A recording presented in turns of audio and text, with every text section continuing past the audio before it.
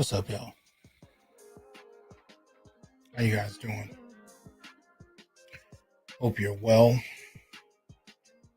Trying to straighten this out a little bit for us.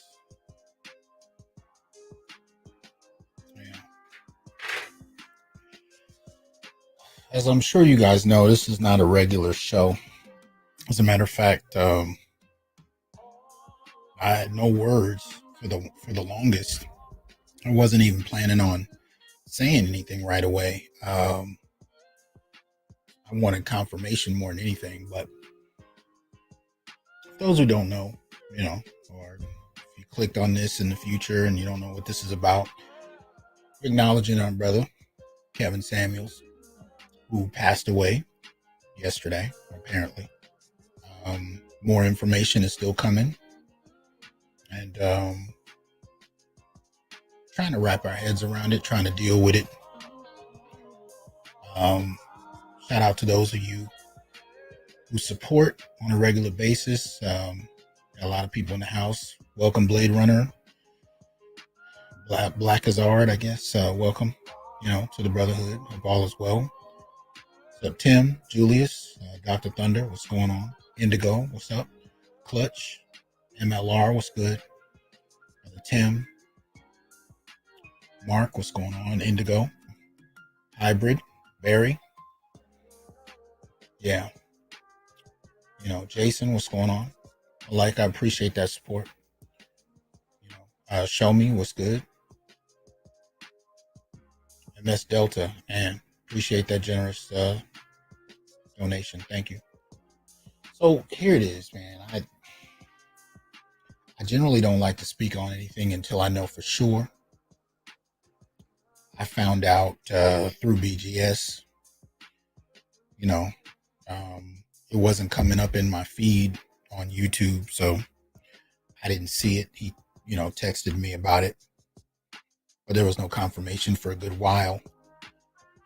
And then we heard that, he might be okay. So, I left it in the air. Meanwhile, my phone is blowing up. People are asking me what I know.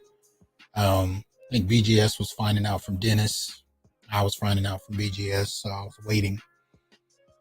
And, not long after brother started doing goodbye videos, the academic in me is still waiting for confirmation, at least until this morning, where I saw the NBC News article that referenced his mother. And that's kind of when I accepted that that was the case. I guess, part of it was wishful thinking on my part.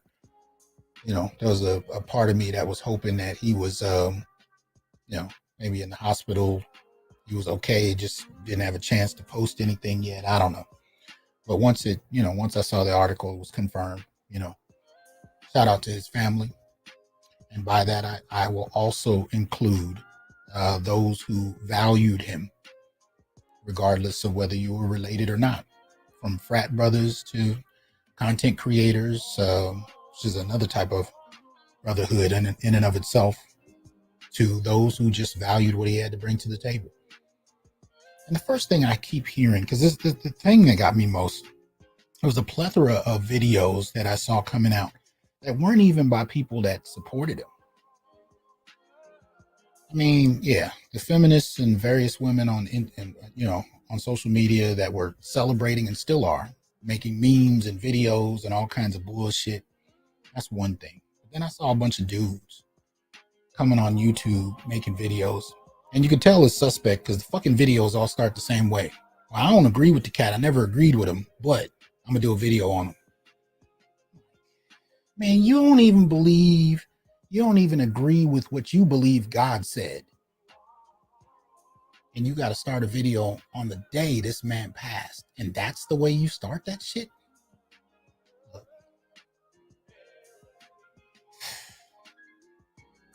My frustration was a mixture of regretting that the brother passed. And I can't call him a friend. I didn't know him that well. We only talked a couple times. I would call him a valued colleague. I respected him. I appreciated his contributions. And I saw the value beyond the trivial issues that people muddied the water with. And I was talking about this the other day in regard to his show and what he was doing.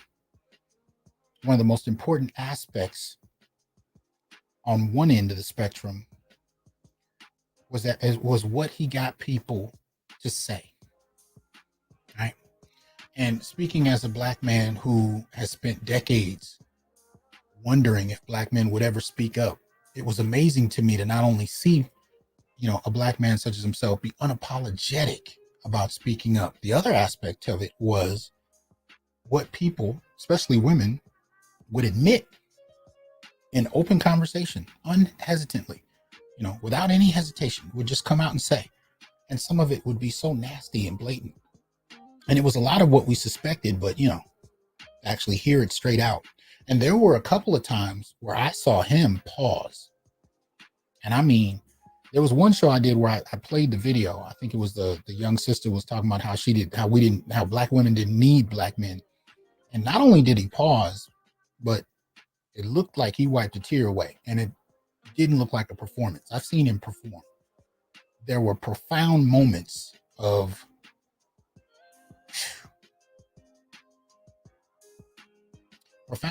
where black men were put face to face with the reality of where we are in many respects. Not across the board with all women. And I hate we got to do this all women shit because, we're talking in generalities, but in real life, there are practices in our community that are very anti-male, very misandrous, and they're deeply seated. And to have them pulled up and put on display was difficult to hear, to experience, especially when it serves as a confirmation of what we've already experienced in our own lives. So I appreciate his willingness to stand in the fire and put himself out there, willingness to do that. And he didn't just critique women, contrary to popular assumption. Shout out to Stuart for being a new member. Shout out to Barry for the contribution. Sam reads Timothy 4, verse 7 and 8. Rest in power, Kevin. MS Delta, appreciate that. He says, we have lost a colleague and brother. Black manosphere of black men. Speaking up is an idea whose time has come. Absolutely. Absolutely. Arrowhead, welcome. Smooth Groove, Ebo, appreciate your contributions. All glasses must be raised. That's right. If I miss, your comment, it's nothing intentional. I'm numb. Or maybe I should say I'm a bit stupefied. I'm still caught off guard. It's a very light version of shock, but I didn't see it coming, whoever does, but still, young brother, kind of caught me off guard. And,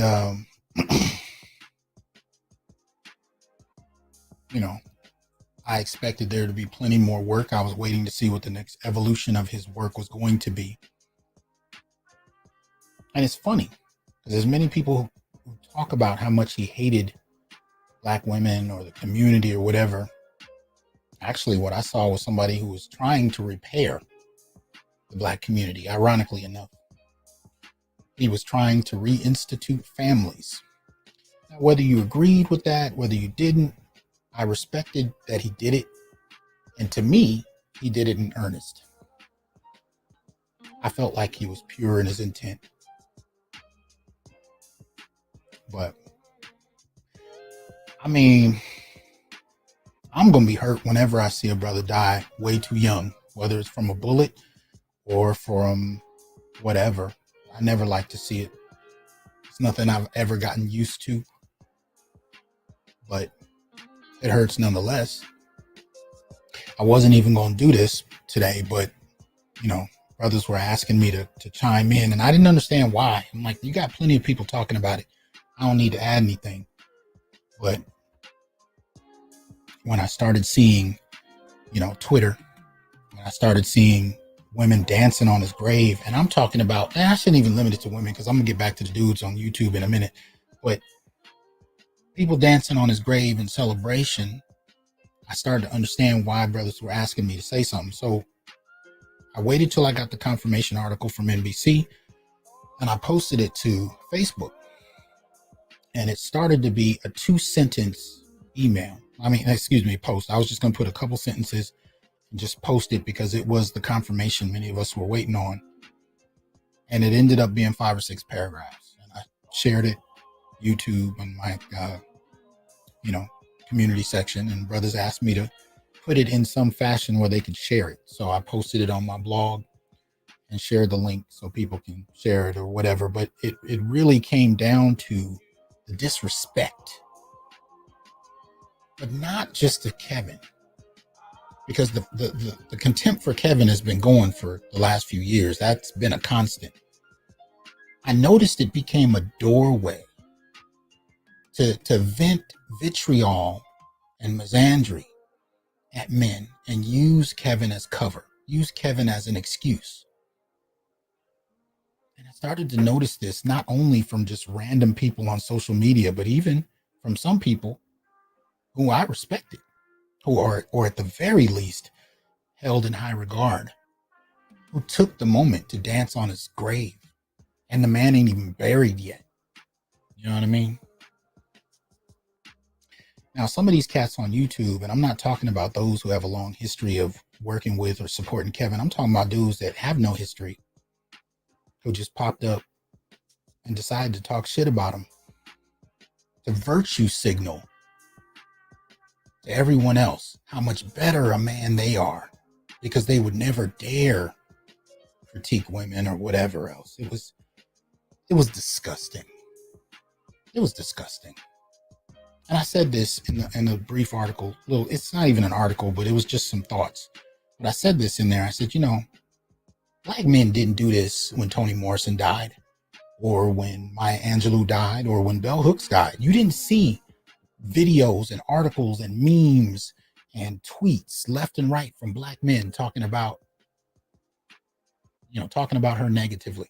And this woman put in decades of maligning black men, along with others, created films and images that will stand with us in terms of how the black community is regarded in American history. They're going to stand. Those who participated in maligning black men,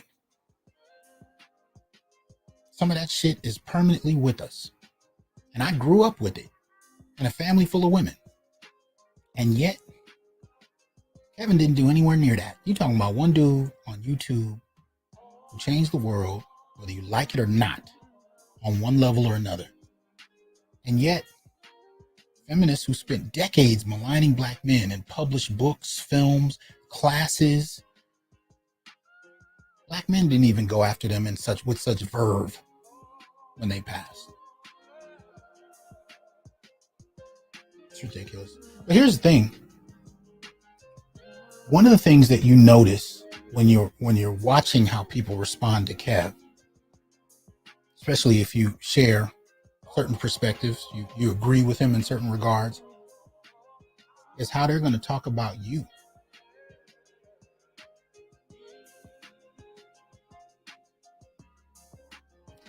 I can't speak to what percentage or how many. I'm the first to say that misandry is deeply baked into African American culture. I'm the first to say that, I don't mean chronologically I'm the first to say, but I'm saying I'm willing to say very avidly that the hatred of black men is so common that it's not even regarded when it occurs, not even by black men.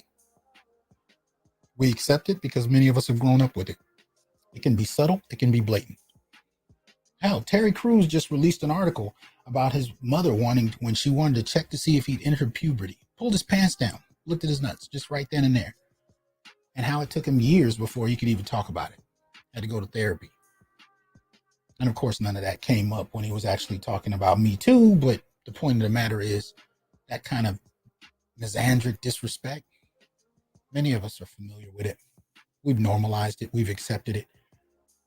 And this is the first time in my life where I've seen a collective of men who are starting to develop the vocabulary to explain it and their problem with it. And Kev was a significant part of that culture. He was the first to really break out into the mainstream. A lot of people resented that. I think a lot of people wanted to be him, or at least be that person. It is what it is. But He did it, and I thought he handled many a situation far better than I would have. With tact, with grace, sometimes with rudeness, but often mirroring what rudeness he received first. Now, I met Kevin, I think first through Obsidian's show. I was on a panel with him. This was, I don't know, this might have been 16, 17. And then, at that time he was doing cologne, he was doing fashion. I'm not really a high fashion cat. I used to be quite the clothes horse, as a matter of fact, but not so much latter days. But anyway, BGS would talk about him, talked about the importance of having a brother like him in the space. So we interacted a couple times. I think the moment that my respect level went to another point was not only when he kind of started talking about these things more publicly, but more so, I think it was when he was with Minister Jap. And I think Jap just re-uploaded that video where he was talking about the 90s. And it blew me away because much of what he talked about I had experienced, but I had never put into context. And so listening to him break down the 90s, I mean, Kev was, he's a few years older than me. So in the 90s, I was a young buck, navigating college and dorm life. Kev was already out in the world interacting and dealing with it. So when he characterized what happened with black men in the 90s, it explained a lot of things that I just never even gone back to reflect on. Shout out to BGS. Shout out to Keep It 100. MS Delta says Kevin was well dressed and spoken and a tall gentleman. He's challenged the trope of no good black man. This is part of the anti-black misandry. Yeah. Ghetto User, what's up? Growth Talk Podcast. How you doing, man? But that was a critical juncture. That discussion with Jap really blew me away. What's up, Sarah? Good to see you in here, man. Yeah, brothers did hold their tongue when Bell Hooks transitioned, despite her attacks. Yeah, she came out publicly and said the Central Park Five did it, and they did it because they were black men, and that's what black men do. And I'm paraphrasing, but anyway. So Soul Sir, appreciate that support. Celebration of Kevin's death shows how black men and women are greatly fractured. Unfortunately, it does. AB Media, what's up? Aquateki, what's going on? Uncle Stu, appreciate that contribution. But that was the discussion that really opened me up. And then there was a whole nother level, because I'm a PK. My father's a pastor. I grew up first, as a Muslim. When I was born into Islam, Orthodox. My father was a Muslim, ex-Black Panther. And then he converted to Christianity when I was about 5. So I went through the church experience for a while. And, then I moved back with my mother. So didn't really have any formal religion until I went back into Islam at 16. And then I started studying Black Gnosticism by the time I got to college. But my point in bringing that up was Kev did a show. And out of nowhere, he started talking about Christian feminism, which was something, again, I had not really paid much thought to. And then he did a whole show on it. And I remember sending it to my father and saying, are you familiar with this? Because he was talking about the transition of the church and, some of the, and it lined up exactly with the things I'd experienced, but I never took the time to study it. I never took the time to analyze what I had experienced and why things went the way they went. Namely, the transition of so many men out of the Christian church dynamic. Joe Average Brother, appreciate that support. Yeah, I saw you contact me, man. For a while, I really couldn't respond. I was trying to gather my thoughts, but I appreciate the reach out. So I was impressed with his willingness. What's up, Artisan? With his willingness to talk about that Christian feminism. Pastors wouldn't fucking talk about it. And so it blew me away that he did. And I appreciated that he did. And, that was another level of appreciation that I have for the brother. And here's the thing. I'm not really one for getting into how much I agree or disagree, particularly with somebody that's passed on. To me, that's a bullshit argument. This ain't the time for that, in my opinion. But that said, my concern was, and it remains in general, with what the work does to benefit black men and boys. Now, some would argue that it didn't. I believe it did. I believe he forced people, even black men themselves, to reconsider how they've been treated, how they treat themselves, how they see themselves, how others see them. You know, from everything from how we appear to our hygiene to deeper issues like, are we respected? Have we done the work to be respected? And if we have, do we tolerate disrespect beneath where we are? I appreciated those questions. And I had problems when people wanted to reduce the brother to nothing but materialism. And because you heard a couple clips of him talking about somebody as a 5 or a 6. If that's all you heard, you weren't listening. Kev talked about the beginning point of a dynamic, the beginning point of a relationship where you're looking at somebody across the room. You're talking about somebody who just approached you. You know, what is the first impression? What is the engagement like? What? More than that, if the majority of women are drooling over 9% of the men, there's a problem. Now, it's human nature that you're going to have, people with aspirations.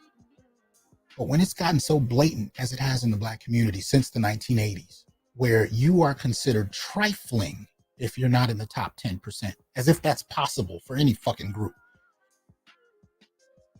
there's a problem. And instead of telling people that this is where we are, he showed it by letting them say it over and over and over. And some of the most, as I said in my little piece, even some of the most wholesome sounding people, there was one woman he talked to in his last show who I believe might have been from DC. But he was like, she was adamant, money doesn't matter to me. I'm good. He said, word, money doesn't matter. Okay. The average black man makes 41 a year. You good with that? And she started tap dancing. Okay. You want 3 kids in DC? He said, that's about 500,000. Now, you can dismiss the materialism of the question, of the focus, but here's the problem. The reason he was dealing with that is that the women in question hold that in high regard and have based our identity off of our capacity to serve and achieve for them in ways that we had not even come to grips with fully. So if you want to dismiss him for talking about beauty, aesthetics, income, so on and so forth, then you got to dismiss the women that advocate for those things, who define men's worth solely along those terms, and will leave good-hearted men who are loyal, supportive, and so on, because he doesn't make enough.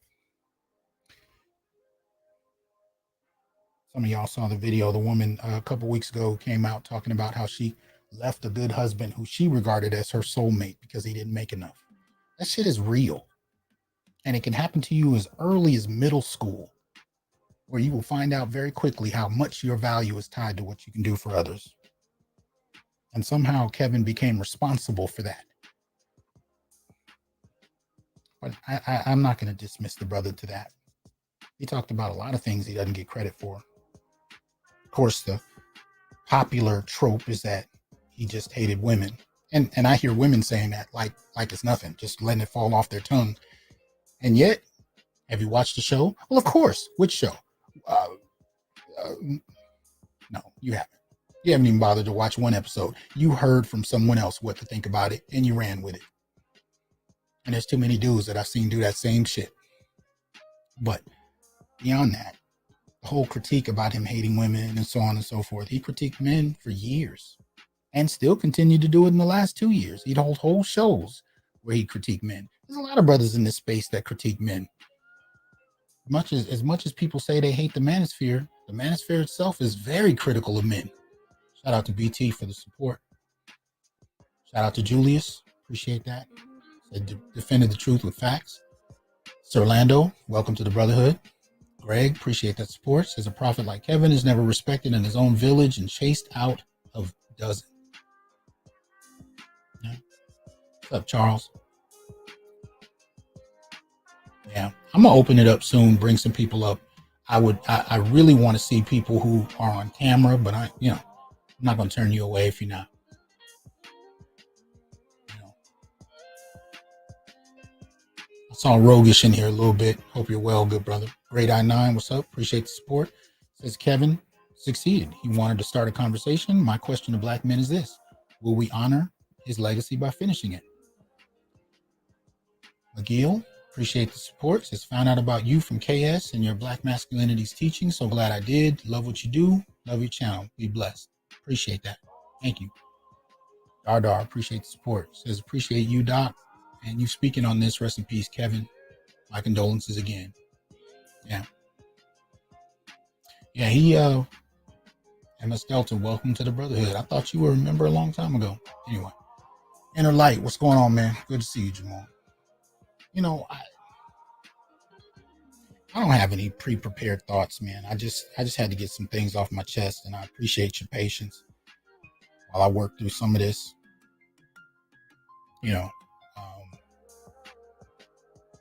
But it's the maligning of the brother that bothers me the most. The purposeful dismissing of nuance, what he brought to the table. He used shock and awe to get people's attention and then tried to hold a conversation beyond the surface level topics that he was linked to. And yet you still have people acting like the titles of his shows were the extent of the conversation. You got Cynthia in the chat talking about black men. Do they want to be like KS? It would be the end of the black community. High value man has no morals. The funny part is that all of that is a response to black women's behavior. The narcissism, the misandry. You quick, and I said this in my piece too, y'all are quick to talk about Kevin in the last 2 years. Y'all don't give a shit about the last 40 that he and many others are responding to. And 40 is being generous. I'm starting it with the 80s out of generosity. We can go further than that. The dismissal of what black men now are responding to. Shout out to my boy. I just posted a video on YouTube. I've had him on my show before. Torrin Walker. Posted a video where in just a minute and a half, he kind of framed the context for the black manosphere. And he accurately pointed out it is in many ways a response to the silencing of black men in a variety of spaces, internal to and external to the black community. Black men are acceptable when it comes to making speeches about injustice. They're acceptable in terms of dying and allowing their deaths, of course, to be used to promote the agenda of improving the community. But when it comes to other issues, they need to shut the fuck up, or at least that's the expectation. But there are some people who are allowed to speak, and they've been speaking pretty adamantly for several decades, and even calling them out. You're reduced to, who hurt you? What trauma did you experience? I had a woman wrote me the other day, I went through your Facebook page and it just seems like somebody hurt you, and I just want you to know that you're valuable. What the fuck are you talking about? What are you talking about? Well, you did a post on whales, and the whales let me know that you hate women because the post was, was so ridiculous, and what you said was such a problem. So I looked up the post. I was like, one, it was a post. It was like kind of a National Geographic post where they were showing a whale penis. Like the whale had floated to the top of the water and turned over or whatever. I don't know where the penis actually was. And it was extended out of the water. And the caption read, this is actually the source of many of the mythologies around sea monsters, because old sailors from centuries ago could only draw what they saw, and then they would, make up reasons for what they saw. They didn't realize often what it was. And she said, I don't know who it was actually saying that this is partly how this type of whale has sex. They have threesomes, and it's two males and a female. And while one male is having sex, the other one will push its penis into the, out of the water in between waiting for his turn. So she took offense to that and assumed that I was saying something about black women and somehow I hated black women. I was like, first, that was a post having to do with whales. Second, I didn't say anything. I just posted it because I just thought the shit was interesting. Never seen a whale dick before. Never knew whales mating practices. Thought it was interesting. Had nothing to do with the Black community in my mind. I wasn't making a statement about threesomes, nothing. Just thought it was interesting. I post stuff sometimes. Look, my Facebook page is partly for family because we live in Fresno, so I got a lot of family that ain't around us, and my son is growing up quick. So it's partly for family, partly for my work, Black male studies, partly for my work here on social media, and sometimes I just post shit that I think is interesting. This woman came up with a whole list of reasons of why I'm traumatized and hurt because of a post about a whale's penis. This is what the fuck we deal with. All that so you can avoid having to deal with the weight of what I'm talking about. And if we get into private conversation, I'm going to be able to pull out the concepts and theories of what I've been talking about out of your individual life and hold you accountable for some shit that you really don't want to be accountable for. So you stand at a distance and you throw rocks at one brother on social media, and you dismiss a whole group of men who are developing a critique, an analysis, a perspective, a shared conversation around their experiences, while y'all try to tell us what we're supposed to think and feel. And when a couple of our brothers begin to pass, shout out to Force Windu, shout out to David Carroll, when these cats start to pass, people dance on their graves. And you think that's not going to have an effect? Word? Telling us how to feel and what to think are bad enough. Dismissing those who have passed in such disrespectful fashion is worse. And I said this too. I think it's going to cause another Black masculinist turn. There have been many Black masculinist turns. The last one I talked about a couple shows ago was Ice Cube and the Cocktails with Queens, and that exchange that took place when he was promoting his agenda for Black America, and they dismissed it initially because it didn't avidly include women, but he didn't include men in it either. But they kind of low-key attacked him. It wasn't really low-key, but they attacked him in the midst of the show, and they apologized later.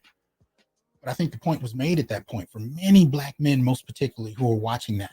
There was a moment that cannot be erased in our imaginations where it became quite clear that there are many Black women that no longer really see themselves as part of the Black community. They see the Black community as mainly Black women. Black men are, background noise. Well, I'm saying this is about to be another Black masculinist turn. Now, one could argue that Kev and many others have been part of a longer arc, a longer masculinist turn where they're having conversations about the nature of misandry, conversations about the roles of men and what should be in place. That's a longer arc, but a more sharp turn is how people are starting to treat the passing of Kevin. From the moment that we first heard it somewhat announced, even without, reputable sources to verify that he had passed, people were already dancing. They were already dancing. And I'm not talking about just, average chicks that work at a 7-Eleven somewhere. I'm talking about PhD women. I'm talking about women who have white collar, high level positions. They were dancing in the streets, as it were. And they don't think their sons, boyfriends, husbands, they don't think none of those folks care or are watching. I personally think that's going to have a whole different effect. Because I think, especially for any brother that's agreed with anything Kevin said, the question you inevitably have to ask yourself is, if she's laughing like this at his passing, what does that mean for me? I mean, I remember I was dating this woman once, right? And she came to spend the weekend with me. She was, she recently divorced, so every third story was about something she was mad at her husband about, her ex-husband, whatever. But at one point I came out in the morning, I think it was like on a Saturday, and she was on my couch in the living room talking to her lawyer, trying to find new ways to bring him into court. Not because there was any practical need of anything, but simply because she was pissed and she wanted to get at him and she wanted to hurt him. And I stood there in the hallway and I listened at how adamant she was about finding ways to hurt him. And then I moved closer and she saw me. Didn't break her conversation in the slightest. And in the midst of my stupor, listening to how much vitriol this woman had and how many ways she was trying to discuss with her black feminist lawyer, on how they could get at him in some kind of way, I heard a voice in my head say, "Is that going to be you in 2-3 years? If she's willing to do this to the man she had kids with, what's she going to do to you when you upset her?" So I can't help but invoke that memory when I look at how people are dancing at the deaths of Kevin. What's to be said? Not just about black men who are content creators or who are in the media for saying controversial things. What about black men who just didn't follow orders? Black men who didn't make their dreams come true. Black men who failed them, whether it's accurate or not. I mean, you got to remember, especially in the context of marriage, one of the things I discovered before I got married was, most of the women I grew up with had been imagining marriage since they were toddlers.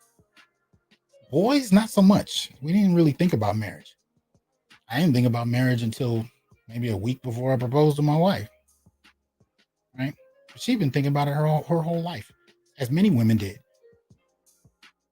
You know how easy it is to fail somebody's imagination of what you're supposed to be when they've been thinking about it for over 20 years since they were in diapers, damn near. And if you fail her and she has the institutional capacity to make your life a living hell because you didn't make her dream come true in some form or fashion, and she can hurt you simply by picking up the phone. It's easy. So anyway, as far as Kevin is concerned, I see a lot of that rage, a lot of that vitriol. And to me, it's only partially directed at Kevin. Kevin has become somewhat of a cipher, a symbol of black men who don't cooperate and follow orders. F. Holiday, welcome to the Brotherhood. Great I-9 says Kevin Samuel 22. I want to see black men and black women get together. More importantly, I want to see black women valuing black men as they deserve to be valued. Black men, you deserve to be valued because you are worthy. Kevin Samuel 22. Shout out to you, Great I-9. Appreciate that. Strange how all of that gets forgotten about in the midst of accusations of who he hates by women that don't even watch his show.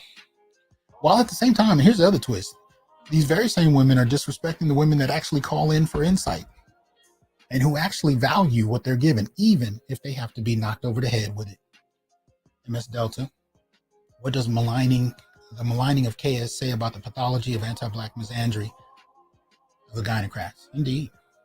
Roger Report, what's going on, man? Good to see you. Sandra Jean Rogish, there you are. Hope you're good, man. Yeah. It's a disrespect. Women aren't a monolith. You had a lot of women that valued what he had to say, that appreciated what he had to show, because some of them had never heard of it. I mean, I can tell you, I get reached out to all the time by guys who are afraid to say something, not only because they may lose their job, but some guys are afraid to say something because they're worried about losing out on the opportunity for relationships with women. So they remain silent. And there are some women who resent this because they actually do want to learn something. And the guys in their lives are too afraid to say it in fear of losing out. He stepped in the breach and said it. Jerron, appreciate that support. He says, good evening. This is a sick reflection of the allowance of reckless female behavior in our group. And any black man that criticizes the foul attitudes and recklessness is hated. Our demise is their demise, yet they don't see. Indeed. Their hatred toward black men. You talking about, especially for, ADOS women. I'm talking about ADOS men are the only men in the world that want you. And the hatred you direct at Kevin ain't just directed at Kevin. Shout out to Jay Cleveland for the support. Says we're all we got. Rest in heaven. Kevin Samuels, kiss the ring. Jeffrey, appreciate that support. Says I know 3 different black women Kevin helped personally, and they're thankful for the better, even if it's hard conversations. Shout out Queen Kalila. We absolutely did appreciate his voice. Thanks for turning me on to his show. Indeed. There are a lot of women that actually did appreciate learning something. Black man swimming. Welcome to the brotherhood. But they're dismissed as if they didn't exist. And I got to shout out my boy, William. Let me see. I'm going to see if I can get this thing some proper information. Yeah. So shout out to my boy, William Jackson. Damn. Just dropping stuff. Hold on. There we go. My bad. William Jackson out in LA, natural medicinal healer. He and I had a conversation a little earlier, and he dropped something that I had to share. He said, part of the vitriol towards Kevin is not just about black men as a whole. It's about the rage and contempt that many women have for the father. And he was absolutely right. The father in that regard, BNZA, I don't know how to pronounce that, but appreciate the support. The father. The contempt for the father in the black community is deep. It is absolutely deep. My generation most especially kicked this off. Even the men, if you ever listen to hip hop from the 80s and 90s, there was so much contempt for the absence of the father. And the funny part about it is our marriage rates are lower than our father's marriage rates in the 70s. And, depending on if you're my age or older, right? They've continued to grow smaller and smaller. And I've regarded this as a silent protest by men. When the laws began to change, family court policy began to change, men, starting in 1965, black men married less and less and less. I wrote an article about this too. We need to understand our fathers, because at some point you become your father.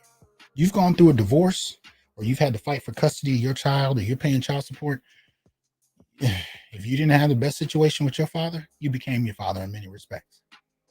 Did you use it to understand him better? Because some fathers didn't just leave. Actually, I would argue there were many that didn't just leave. There were many that were ran out. Not just from, her issues, her expectations, but also because she could bring to bear institutional weight against everyday men that couldn't afford it. Reggie, appreciate the cash app. Kosher clinician, good to see you, brother. Yeah, sad day for real. But she could bring weight against you simply out of frustration or a desire for revenge, and she could get it. Right? So many fathers had to leave and find a new life. And those aren't the stories that mothers tell, by the way. Even mothers that don't denigrate your father, they don't tell you what her contributions to the relationship were. It's not until you have a broken relationship or something of that nature where you actually, Patrice O'Neal said the same thing, but he said it a lot more, a lot more raw than I do. But when you actually look at your mother and you understand her because of what you're going through with women, then you understand your father. And even if he is wrong at the end of the day, if you've not heard his story, you ain't gotten the full story yet. But anyway, my point in bringing it up is simply that what my boy William pointed out was accurate. The contempt that women have for the father is deep, very deep. You'll find that there are women who want you to serve in some capacity in relationships as the absent father. And you'll notice that on one end, there's a great level of appreciation for the role that you play, often at her request. But then with it can come a deep well of contempt that goes way beyond the situation that you don't often understand. And I've lived this. I've had very few girlfriends, wives even. I don't talk a lot about my personal situations, only because, I'm not a relationship counselor. That's not my area. I don't profess to give advice to any great degree on relationships, but I can tell you, I've had very few relationships where I wasn't called daddy. And we all get that to some extent, but it was a religious thing in many respects, from many that I've been with. But with that, right, actually, being kind of pushed to play this fatherly role. There was contempt and rage that did not have to do with me. And I knew it didn't, because the frustration would go way beyond the scope of the situation. And it would take me years of reflecting and conversations and questions that I'm kind of asking and putting the answers in my little mental, notebook. And what I realized, a lot of that contempt had to do with fathers who failed expectations. And that's real deep in the Black community. Now, why am I talking about that? Kevin stood in the position of father. How many times when he was interviewing a woman did he ask, what does your father think about your situation? And you would often hear, well, we don't speak, or he's not in my life. What do you think they were calling him for? Even the women that valued him, that called in, would still get into tension in the discussions. Because it wasn't just about Kevin. It wasn't even just about Black men, even though that's a relevant component. But it was also about the role of the Black father and the contempt that many have for his absence. But not a lot of deep reflection as to why he was absent. The narrative we generally get is that Black fathers are absent because they're trifling or because they don't value family. Again, I heard that in graduate school, but it's bullshit. These one answers to all problems. No. Clearly, there are some men that abandon families. I'm not denying that. I don't need to. I'm not trying to deny reality. But I also know from direct experience and from talking to men, there are some men that left because they were pushed out. And that story ain't told to daughters from their mothers or grandmothers, as a matter of fact. It all becomes this women against men dynamic. And so you have little girls that grow up wishing they had daddy, asking boyfriends and husbands to stand in the breach of that father absence, and then firing emotional bullets at him for all the rage, all the failure, all the missed birthdays, all the dating problems where father wasn't there to guide them, directed at the men that many of them asked to play that role in their lives. And many men play it, hoping that the respect and the love that's promised will come. And sadly, there are many men that find that respect and love doesn't come. You just stay in this breach where adoration and rage are tied together. Cycles of adoration and rage toward the father. Of course, the other alternative for many situations, and I've talked about this before, is you can end up being her son. That comes with a different rage. It's still tied together though. I talked about the difference between son husbands and husband sons. Son husbands, as we all know, are the sons, the children of women that end up playing a husband role in the absence of a man, which I regard really as a form of abuse, because these boys are put into situations they don't know anything about, forced to provide a certain kind of emotional gratification that they are way too young to understand. Shout out to MS Delta and generous contributions. Says Black men be encouraged and keep fighting for yourself, Black boys and men, fathers, families, etc. Rest in peace, Kevin Samuels. Absolutely. Appreciate that. CC, appreciate that. K-Ron, wicked folks think because KS has left this life that the work he put in will fade. Nope. 100 Brothers will pick up where he left off. We won't be silenced. That's right.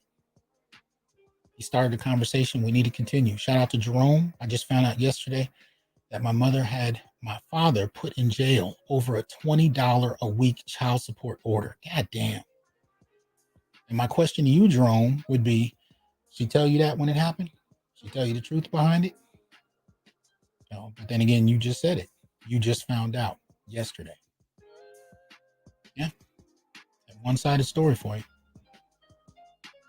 But anyway,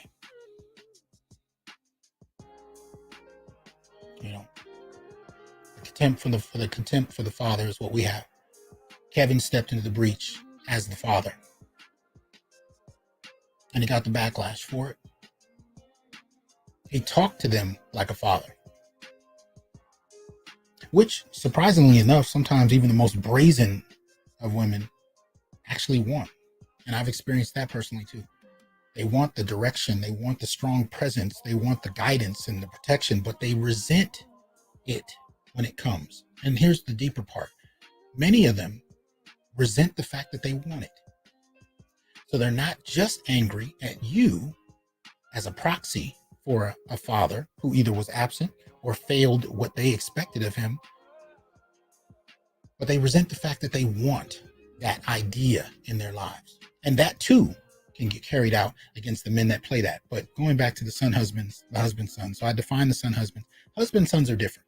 Husband sons are grown men usually that women seek out, men that they can control, right?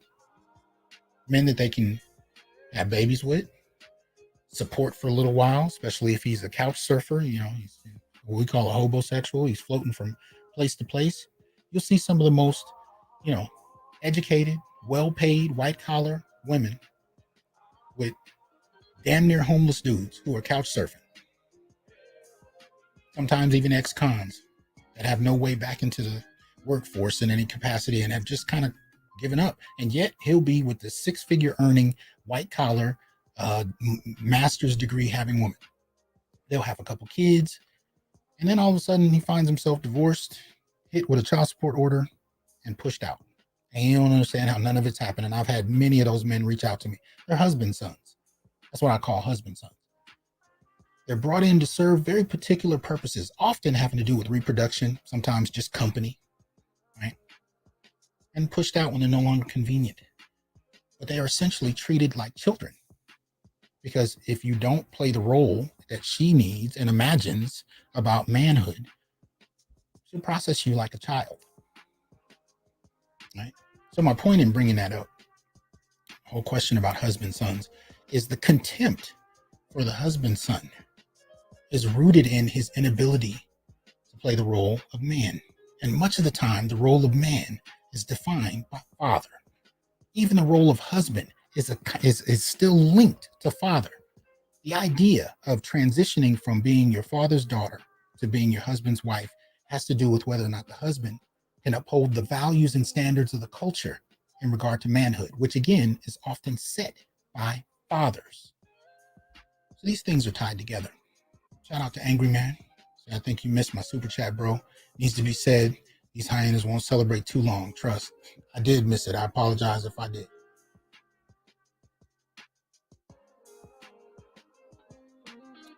Phoenix says they excuse Taya Posley and laughed about Kevin. I don't hate them, but they can't be trusted. Appreciate the support. This is what we're doing. This is what we're talking about, though.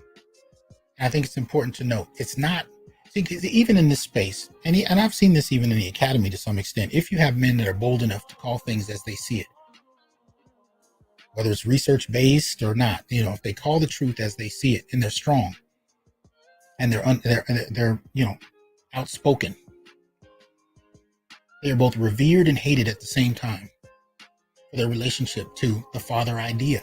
Even in the manosphere, some of the most outspoken brothers, strong, clear, unapologetic, they're both valued and hated for the degree to which they represent the father idea. Kevin did, and I appreciate his contribution. I don't give a hell whether or not you did. I don't gotta agree with him 100%. I don't agree with my damn self to 100%. There's some shit that I used to believe 3 years ago that I no longer believe. There's things that I probably believed yesterday I don't believe today. I'm constantly growing and changing. Why does how much I agree with Kevin have to even be a fucking point? I hate when people do that. I'm gonna do this video about Kevin dying, but I didn't agree with him. So what? That's not the point. If you're gonna honor the man's life, you're gonna acknowledge his passing, just acknowledge it. And here's the other thing, this whole question of, what his death is supposed to mean. Like, some people are treating it like he died because he critiqued black women, which is stupid. We all headed to that coil at some point, off this mortal coil, as they say. Shout out to Joseph. Show your work. Suit Saturday. Jay Scar, appreciate the support. Says Kevin exposed the deep hemorrhaging relationship between black men and black women. He not once applied emotional butterfly stitches, but rather deep logical sutures, whom the adolescent minds couldn't fathom to coagulate with. Okay. But this is what we're looking at.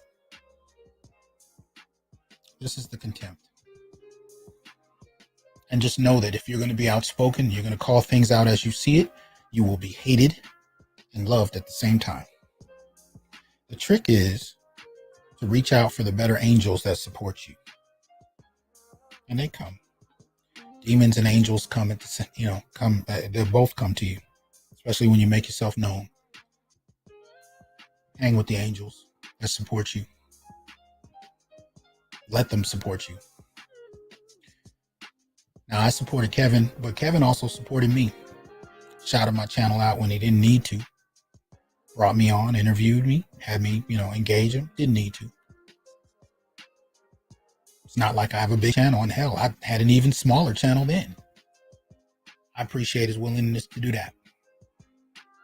Would cite my name. Didn't need to. At various points.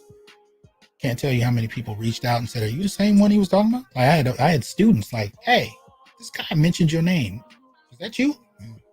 Didn't have to, but I appreciate it. I appreciated his willingness to do that. Share his platform with quite a few people. Go watch the lead attorney talk about it. Share his platform with a lot of people. Nothing was requiring that. So I appreciate it. I don't know. I wish him well. My condolences to his family. And I think even in terms of the work that we're doing, I lost a valued colleague who contributed quite a bit, in my opinion. And it was more substantive than it's given credit for. And I hope those who don't know what Kevin brought to the table actually watch and look beyond the surface issues. This whole question about tone and how delivery, it's amazing to me how many people are fixated on that. It's amazing to me. You're fixated about a guy on YouTube who seemed to be rude more than often to someone who's being rude to him. But my question is, especially to the men that would critique Kevin in terms of tone, especially if you grew up in the Black community, how'd your mama talk to you? What kind of tone was invoked there? Aunties, cousins, sisters, wives, girlfriends. You ever have some tone issues there? You got more to say about a dude on YouTube than you have to say about the women that you grew up experiencing contempt and hostility from. Ain't done no videos yet talking about how much tone you had to deal with since you were a child. But you got everything to say about a dude who you heard about a month ago or 6 months ago on YouTube. You don't talk about tone, delivery.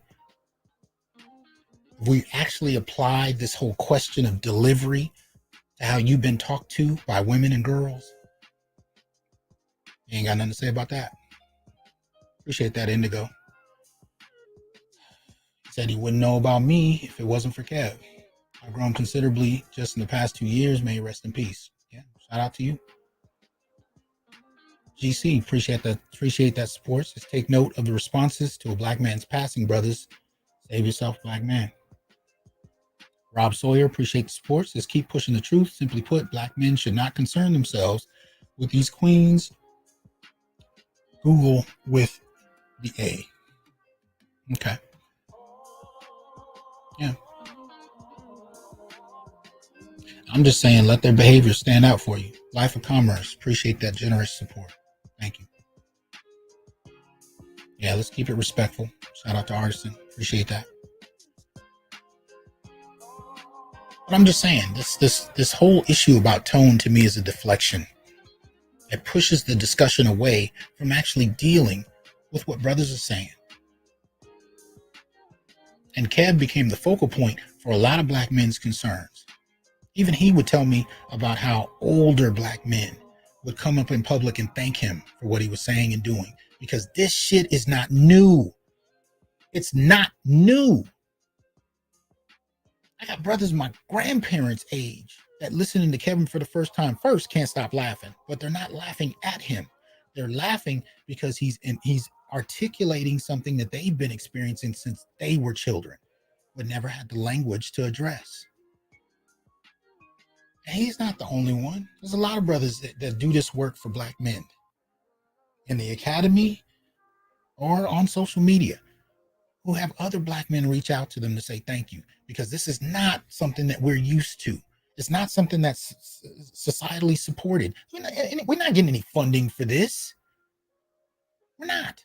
I can't even get fucking papers published, let alone grants. And no, most of these brothers who are doing this work in the academy or on social media are doing it out of their pockets, putting intellectual and physical, even blood, sweat, and tears on the table to produce platforms where they can say something to help other Black men and boys.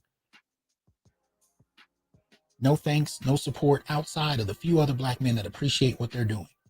Are they getting offers to come work for CNN or NBC or getting hired by the Biden administration? No. Offers for funding? No. Building their own platforms off their own pockets. Y'all, if y'all could see my studio, it looks like a damn spaceship. This is all a gift from y'all. I couldn't afford this. And damn sure ain't nobody else bought it for me. Ain't nobody supporting this. Black men are speaking up on their own with no support. We don't have films. We don't have contracts. We don't have daytime talk shows. We don't have magazines. Not in any great degree, especially not one that are philanthropically funded. And Black men have been relatively silent for decades about how they've been treated and what they've been expected to endure in silence. The only accepted position we have is in silence, which is one of the reasons why when we die, we're remembered or at least talked about for a week or two. IDP Expressions, appreciate that support. Said Monique had a soft tone, is almost got canceled. Definitely taking notes as to the response to a Black man dying. Eric P, appreciate the support. O.L. Griffin says, brother, I'm 68 years old, and I believe it was the second show that I watched, and I commented by telling you I never knew what the word was for what I and my father had been experiencing. Thank you. Real talk. My own father will call me up laughing sometimes, or we'll have conversations where it'll be something I wrote or said that just moved him, because it's something he'd been experiencing his whole damn life, and he didn't have words for. I didn't have words for until coming up in connection with you brothers. And I have two different groups. I have my group here, and I have my Black Male Studies group. So conversations with, Tommy Curry's and the Ronald Neals and the Green Gorillas before YouTube and parallel to. And then the brothers I met here, like BGS, many others, all helped me be able to, or really put me in a position to actually think about these things and try and give some kind of framework for them. Because we're not even allowed to talk about them in mixed company. We're shamed for doing so, and not just by women. I could point you to several different shows I listened to in the last 24 hours that were so full of shit. These cats virtue signaling, trying to prove that they were better men than Kevin because they would never say something that women would find offensive. You don't get the fuck out of here with that. Let me keep my cool. I'm going to drop the link. If you're interested in joining the conversation, welcome to do so. If not, I understand. I only wanted to drop a few words, put some context to what my thoughts were about the brother. I'm also going to put the link to the article. I made it into an article. And you can share it. You can read it. I also put the same piece in my community tab on YouTube. It's on my Facebook page. But if you want something you can share at the request of the brothers who read it, I put it on my blog so you can check it out. AKs and Curtains, appreciate that support. The link is in the chat. Y'all can come up. Dr. Thunder, appreciate that support.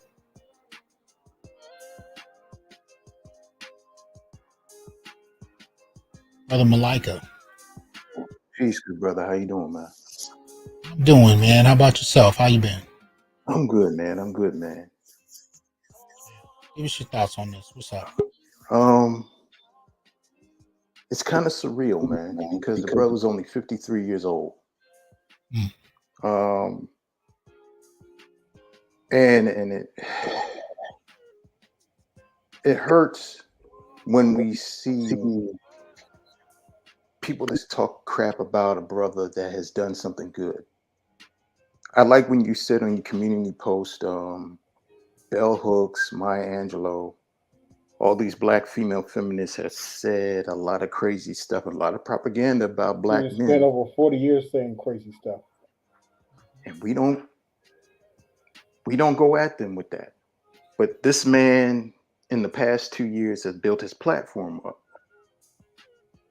And now you're going to dance and parade on him and you're going to talk bad about him. And the man, only thing he did was use his platform as a mirror to show you, not to do it in a malicious way, but to say, hey, this is what's going on between us. Yeah. Yeah. And he didn't do it. And okay, he made money at it. But here's the thing, like Angry Man said on his show before yours came on, Kevin wasn't a bad guy. No, he wasn't. One of the things I had to say, and I had to write this down while you were speaking, Doc. Kevin, you and BGS taught us black men to how to push ourselves and help us get out of the matrix that we call the Black Gynarchy. That's it. And this is one of the problems why we have black women that are angry, because for the past 6 years, we've been waking up. A lot of us been getting unplugged like Neo from out of the matrix, and now we're in Zion. Now we're realizing like what is going on. Kevin, what he did really, just with the cologne and dressing better, and what BGS wanted him to do 3 or 4 years ago, was to get a certain group of black men to see themselves as better and to improve themselves. Just self-improvement. One of the biggest things that we wanted to happen here, it was just another, another arrow that you could put into your quiver, self-improvement. Right. But one of the biggest things that Kevin talked about that really hit home, he talked about us Gen X-men growing up in covens, which I grew up in. And if y'all didn't understand what he meant by growing up in a coven, these are families solely run by women. Gynarchies, yep. And the thing is, these covens created and produced the black men that they hate. Now, hold on one second. I'm going to bring brothers up one or two at a time, and I'm going to get you some time to speak, and then I'm going to transition you out and bring up the next group. So we got about 6 or 7 waiting. I do ideally want you to be on camera if you can, but I ain't going to boot you if you're not, unless you're just a troll. Shout out to Micah. He says, Dr. Laura is harsh as hell when it comes to how she addresses her YouTube female listeners. Have they cried and tried to cancel her? Hell no. So, like I said, I find this harsh issue to be a deflection from having to deal with what he's actually saying. And shout out to Bjorn. He says, a small token of my appreciation for your work, Doc. You truly value. Much appreciation for that. Thank you. But go ahead. Finish your thought, Malika. But he made us think. But he made things relatable. The shot that hurt around the world, your average at best, that was a shot to the gut.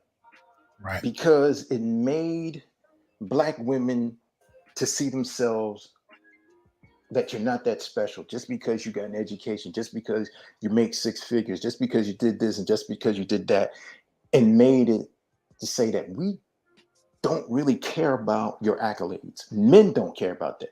Boys and males.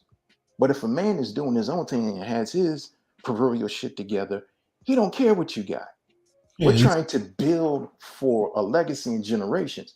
We don't care about building you and making you look good on your narcissistic tip. This is about us. Like Yeah.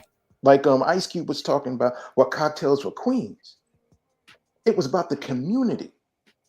But the reality hit, and like when Kevin Samuels was talking, you're not worried about community. You're worried about yourself. And this is the funny thing when these women are dancing and laughing, and the man is not even cold on the ground. You're laughing at him, but the problem is you're laughing at yourself. Yeah. If you really look at it, you're laughing at yourself because all this man wanted, he really, really wanted at the end of the day was black men and black women to get together. Coach Greg Adams said, I don't believe in hope for black men and black women getting together, but at least I respect Kevin made his platform for trying to get brothers and sisters Yeah. together. And he meant it in earnest. He actually was trying for that very thing. He actually was. And that's the least talked about thing when it comes to how he's characterized. And matter of fact, some of the same people who are supposedly all about black community uplift will deny that was a major part of his platform. The reason he was talking to black women and trying to challenge their self-deluded, kind of sense of entitlement was for the sake of connecting with the very black men that they saw themselves as better than, who were Exactly. actually on their level. That was his Exactly. whole issue. It wasn't about every man had to be six figures. If you say that kind of shit, that tells me you didn't listen to the show. He was actually trying to say most black women want these quote unquote high value men, but that's not their level. And they never even bothered to think about what any man want. They just think about what they wanted. But when he got to the core of it, he was often trying to say the man on your level, the one that's actually suited for you, you can't see him if he's standing right next to you. Exactly. You chase And it. you hit the nail right on the head. And it was funny because Angry Man had a show. And we were just talking with this woman, and we were just saying, you don't even know what black men want. You don't, and it hurts because do you even care and ask what we want? Do you even care about us? Do you even care about what we think and how the way we feel? Like if you really sit there, but if you really sat there and you talk and you said that to some of these women, they look at us like we're speaking Greek, or like we sprouted a tail and a third eye. And this is when you say, that's why you remain alone. You can get a man, but you can't keep a man. So the essence of keeping a man is getting to know him, understanding him. Shahrazad Ali said this piece very, very, very poignant. I'm going to get off. She said, it's one thing to have peace with a man, but it's something to have peace for a man. Wow. And understanding having peace for a man is understanding our pain, understanding what we go through, having at least empathy and sympathy for us, at least giving a damn, not worrying about, like how you say, being a concussor, not worrying about that we're a tool, not worrying about that, what can I get from him? What kind of bag I'm getting from? You're worrying about, are you going to build with them? Or if you can't really build with them, you get tired of them, all right, there's another man I can get, or I'll do battle by myself until I get older. I can always go back to my children. No, you don't. We're at a deficit. We're hemorrhaging. Black people, not black women, not just black men. The black community is hemorrhaging. We're hemorrhaging as we speak, and we keep putting these band-aids over bullet wounds. We keep trying to put salve over cancerous wounds. No, we're hemorrhaging. Yeah, we are. And this was a man that was trying to face us to see the hemorrhaging and trying to heal. Yeah. Yeah. But he was a good brother. Yeah. And he was gone too soon. All of us have a unique way of trying to deal with this gynocratic situation. But with his short time on this platform and his hard work ethic, and that's another thing these gynocratic crazy people can't take away from this man had a work ethic. No, he did. Now I want to get AB in here, but go ahead and finish your thought. I'm sorry, AB, and I'm sorry, Doctor. I feel you. That's it. I don't want want to take up anybody else's time. He was just a good brother. I respect him. I love him as I love you and all the other brothers here. Man, And it's just a likewise. shame. Until then, peace out, brother. No, likewise. And I appreciate you, Malika.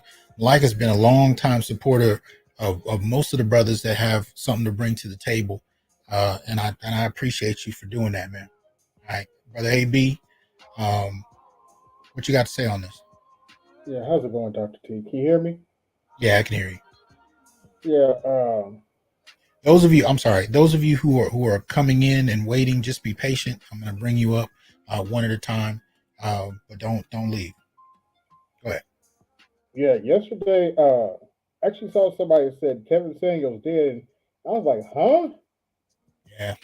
So after seeing a couple of videos, I emailed BGS behind the scenes, like, is there anything to this? And unfortunately, he showed me his fat brother Shannon's video, which I had already seen, and I was just like, damn. I was hoping it wasn't true. Yeah, really. Yeah, for real. Yeah, and I won't be long, but one of the things I said in my short live I did yesterday is addressing all these black women saying, see, he told women they were going to die alone, and look what happened to him. I like I just have a simple question. If that offended y'all so much, why did y'all keep calling in for 2 years? Yep. Why would y'all keep calling in for 2 years? Because let's just keep it funky. He blew up when he started talking to the women. He started making money like that when he started talking to the women. Right. And much as I hate to say it wasn't. He didn't make that much money talking to us when he was selling us cologne and style advice. He wasn't making money, and he's fighting our brothers, saying he swing another way. Y'all, I listen to these black women complain about Kevin Samuels, but y'all the one that was making it. Y'all was one that was giving them money. Yeah. This is true. Shout out to Sergeant Willie Pete in the comment section. What's up with you, fam? Go ahead. But yeah, it's a loss, but I think it's also a call to move forward. Mm-hmm. Don't be discouraged because Kevin passed. The Bible says no man knows the day or the hour. You never know when you're going to pass. And from my understanding, he passed in the best way possible. And I mean to say, from what I gather, he wasn't alone. But never mind. Oh, oops. Well, so much for that. But yeah, I don't like to speak on things until I have complete documentation. But from what information I've been sent that I'm still vetting, he wasn't alone. Oh. Yeah, but that's good to hear. But I'll tell. But at the end of the day, AB, I appreciate it. Any final thing you want to say before we transition? No, that's all I have. You can let somebody else up. I'll catch you later. It's all good, man. Appreciate you coming up, bro. All right. Shout out to Ghetto User. Appreciate the support. Says I hope you brothers are not as surprised at the reaction from many black women. This is really, and it has to be accepted and dealt with. We are not seen as human. Face it. Okay.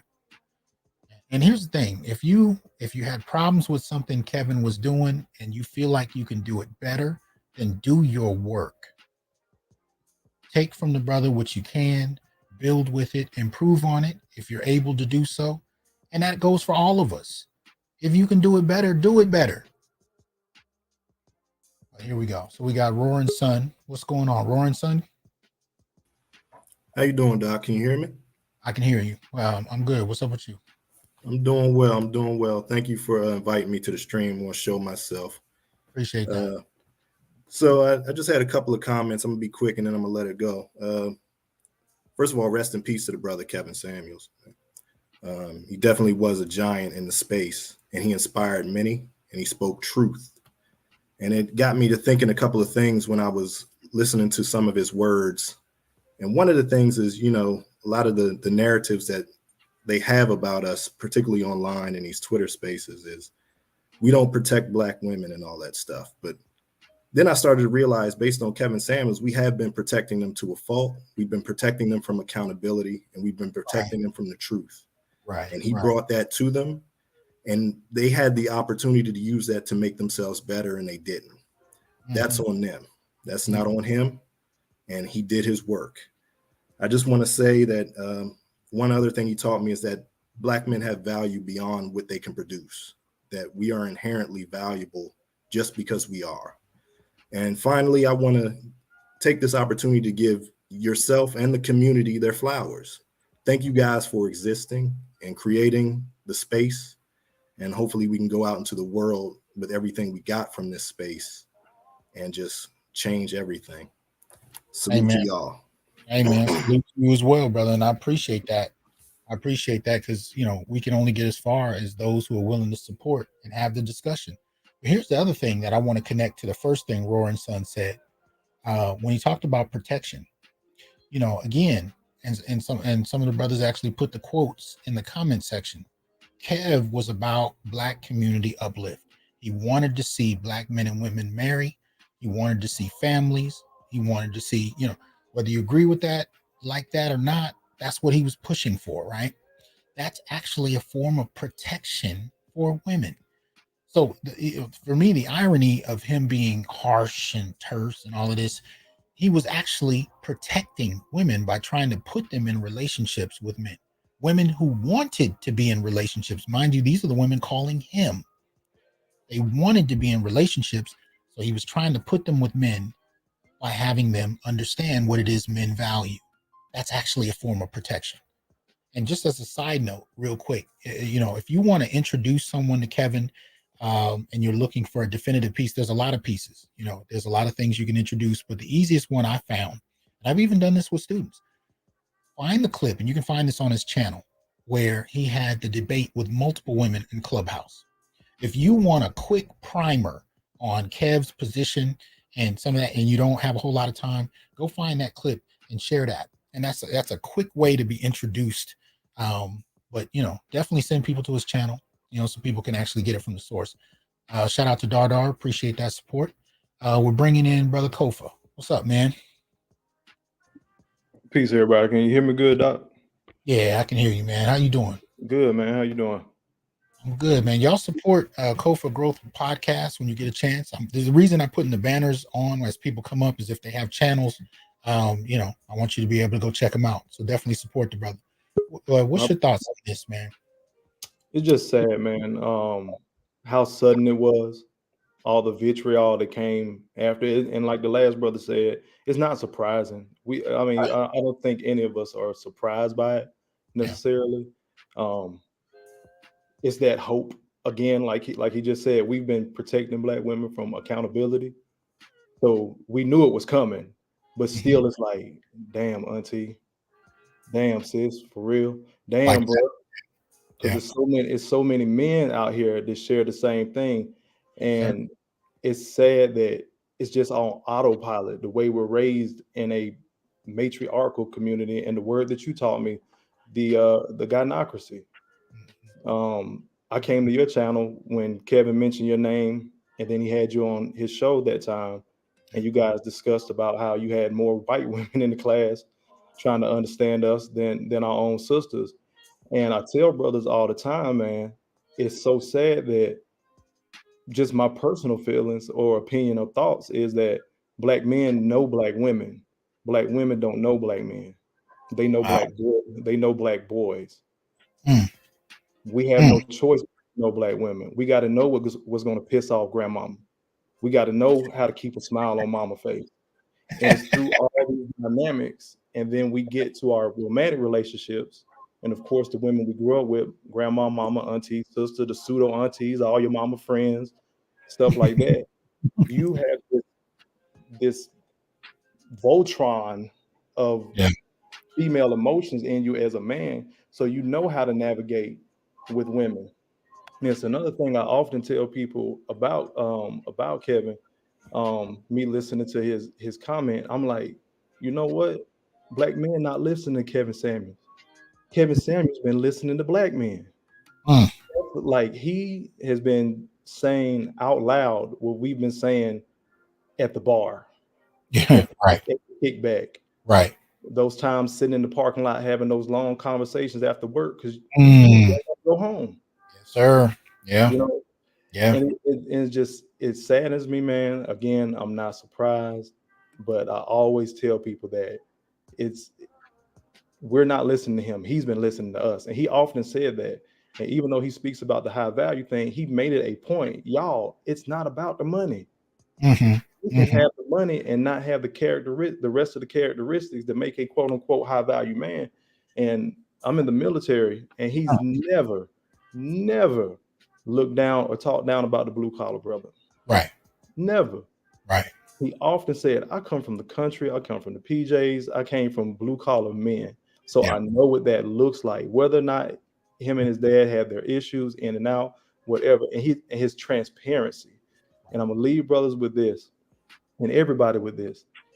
He wanted to see us do well because of those older black women in his life that he said he's never seen his mother so happy until she finally settled into her femininity and got married and followed the leadership of a man at 50-something years old. Yeah. And if anybody follows his content, anytime he brought up his aunt, notice when he brings up his auntie, that he said he had to watch just pretty much deteriorate. He always takes a pause because he has to stop himself from crying on camera because he loved his auntie. And I know that feeling because I got a godmother that's in the same situation. Just turned 75. It's her sister, and a dog in a double wide trailer. Yes, sir. We've seen it before. This a rerun. We done seen this movie before. And that's all we're trying to get to tell the sisters, like, we know how it's gonna end. Yeah. But, you know, like I always leave out on my channel, man, brothers, make better choices, make better decisions for yourself, and live. You're important. And if, you know what I'm saying, if it's the thing of, well, we don't need, like we always heard, we don't need or we don't want black men, but your son does. Get it. Your kids do. You have to have that balance. I know I'm preaching to the choir right now, but those are the biggest things, man. It wasn't just Kevin Samuels us listening to Kevin Samuels. Kevin Samuels listened to black men. Real talk. Yeah. Much appreciated. Again, Doc, I appreciate you. Still trying to work the other thing. We've been going back and forth messaging about. I know you're busy. Organization super busy too. But we'll make that happen. Indeed, man. You take it easy, brother. Yeah, y'all too, man. Love y'all, brothers. All right, man. Peace. Peace. Okay. Let me see here. Real talk. So let me bring in. I'm just going in a straight line as they're coming in. So, Brother Adam. How's it going, brother? What's going on, man? Yeah, there's a you know, it's a devastating turn of events. You know, of course, his family has my love and condolences. The whole community, you know, is mourning his loss, and you know, some of the things that because I used to watch his show a lot. In fact, there's still a couple of shows I need to catch up on, but I think I've watched I binge watched to the point where I think I've watched almost every stream he's had. So I could say I was a pretty avid fan. Wasn't necessarily in the Patreon group, but you know, I followed it a lot. And one phrase he said a lot, you know, which I think was it's been remiss on a lot of people, is he would say, you know, here's what he would basically say, here's what you need to do to get what you say you want, right? And so a lot of people kind of confuse it, where, you know, oh, he's bashing these women, or oh, he's saying that, but he's this is what they said they want, and he's like, this is what you got to do to get that. Right. And they would kind of a lot of people would get upset when he told them they actually had to do something to get the type of man that they want. Right. Or even when he was talking to some of the men earlier on. In fact, there's one stream I remember where he spoke to a young lady and she said, well, why don't you speak more to men? He said, you do know that I spoke to men for almost 2 years before he did this, right? It's like, no, I never heard of that. So that's because nobody cared. And he never deleted the old shows. You can go there and still watch his earliest shows on his channel. Yeah, they're still there. Yeah, they're still there. You know, and she was completely shocked because until he started addressing black women just didn't care, right? In general, people didn't care, right? But he made people care about black men in a way that sometimes made them uncomfortable, but certainly was necessary. Um, and one, you know, I know he was a man of the cloth. You know, was a head of the singles ministry. And one thing I think, you know, oftentimes he was reflecting back the energy he was receiving. He would say that, and it reminded me of, you know, an illustration in the scriptures where they speak of about a person who would look in the mirror and then immediately forget who they were once they left the mirror. And so the people who were rejoicing at his demise, it's like someone who rejoices that a mirror is broken and now they can't see their imperfections. The imperfections don't go away, right? The problems will continue to stay. But I think, you know, Kevin Samuels, I honestly believe that he succeeded in his mission because he always said that he wanted to start a conversation. And I think everyone could admit that he certainly started this conversation and he carried it very far. And Go ahead. No, go ahead. And well, no, that was part of it. You know, what were you gonna say? I'm sorry. Well, I was just going to add to it. I would say he didn't start the conversation, but he continued it and made a great contribution to it. He pulled from brothers who were already here and doing the work, but he was able to get into spaces that many others couldn't, and he was able to have that conversation on a level, in a fashion that many of us couldn't. And I think in that respect, he advanced the conversation because he brought people into it that may not have ever come into contact with the manosphere or whatever else. So, you know, I think that contribution needs to be regarded. But here's the thing, and this goes to what you've been saying: it doesn't stop because he passed. You know, it continues. And so, again, take from what the brother left, use it. You know, push the conversation forward. If you have things to contribute that you didn't feel or think that he did to the degree you think it should be done, then do it. You know what I mean? I get people all the time with, Doc, you should do this, you should do that. No, you should do this and you should do that. Indeed. I may take a suggestion, but at the end of the day, if you feel like you got something to contribute that no one's quite doing right, quote unquote, then do it and advance the conversation. You know, so you know that's what I want to see happen with Kev. I want all of these brothers that valued what he brings to the table, what he brought to the table, to pick that up and continue with it, advance it, develop it. You know, he developed the ideas he got from others. Others are developing his ideas. That's what we're here for. It doesn't end with Kevin. We're gonna keep it pushing. But any last statement before we transition? Well, the last statement is, you know, I'll just end with a partial quote from him. That he said, more importantly, I want to see black women valuing black men as they deserve to be valued. And black men, you deserve to be valued because you're worthy. And I think that was a very important statement. That was a very important mission statement of him because nowadays, well, we already know the open contempt there is for black men. And so we need, you know, as black men, and for those, like you said earlier, who are going to do the work, you know, will we continue his work? Will we value ourselves as black men? Will we continue to advocate for others to value us? Yeah. Do we see ourselves as worthy? Exactly. Much appreciation, man. Thank you, my brother. Have a good one. Take it easy, man. Peace. Peace. Okay, so we got K-Ron. If you can be on camera, I prefer you do so. If you can't, I understand. Brother K-Ron, is that how you pronounce your name? Yes, sir. I'll mic up for you, Doc. I very seldom ever do. I'm mic up for anything, or cam up for anything, should I say? But Flowers. Oh, can you hear me and see me good? We can hear you. You know, Flowers to you and all the brothers in the manosphere. It's interesting when I came across Brother Samuels. It was interesting because he had a podcast, show, and he mentioned Dr. T. Hasan Johnson. I was like, who's this? And I went and researched it. That's when I found out about you and many of the other brothers, right? And he was kind of like that tunnel into finding his sources, to where he get his information, his feedback. And I like to research, like to find things out. And I was able to find out about you at the Institute of Black Male Studies and other brothers like PGS and Green Gorilla, and be able to get that intellectual understanding from that knowledge of how black men have been disparaged and about misandry, because all you hear is the black woman is the main victim, et cetera, et cetera. Not saying they don't have their plights, but the pain of black man is not highlighted at all whatsoever. Even the term misandry, I didn't know what misandry was or what it meant, or even a word like that existed.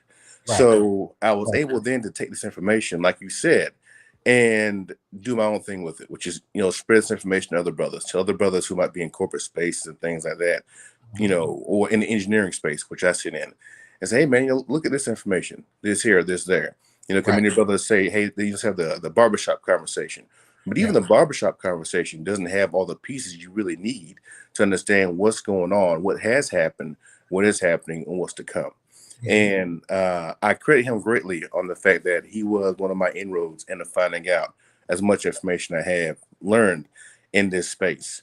And very tragic and very sad when I heard the news. I thought, it must not be the case, right? I want to go see Dr. Strange, as a matter of fact. I did the same thing. Yes. Right. And when I came out, I'm thinking, when I come back, it'll be like, death hoax or something like that, And then couldn't find out, no, it wasn't. It was the case, and the brother had passed. And I began to see the vitriol on social media, people rejoicing that he's, dying, or rejoicing that he, he's in, especially the men. And I began to see that virtue signaling. And I began to see that there are many brothers who really have been so programmed by the gynarchy in such a way that they really have hatred for a man that they would probably agree with if they sat down and listened to him. But their only introduction to him is the chopped up the bits and pieces that are exposed to them through other people who don't have good intent. Because really, if that man listened to him, they'll, let me go find out more. It will make them a better man. Outside of women more, it'll make them a better man. But because they're so programmed to want to please what the women think, please what their mother thinks, or their girlfriends, they're the woman they're trying to get, or whatever the case may be, they don't say, what does this man say that can actually help me as a man, myself, better me? And I think as us and brothers in the manosphere continue to push that out, I think that'll be dispelled, and they're rejoicing, thinking that, that he's gone, the message is going to go away.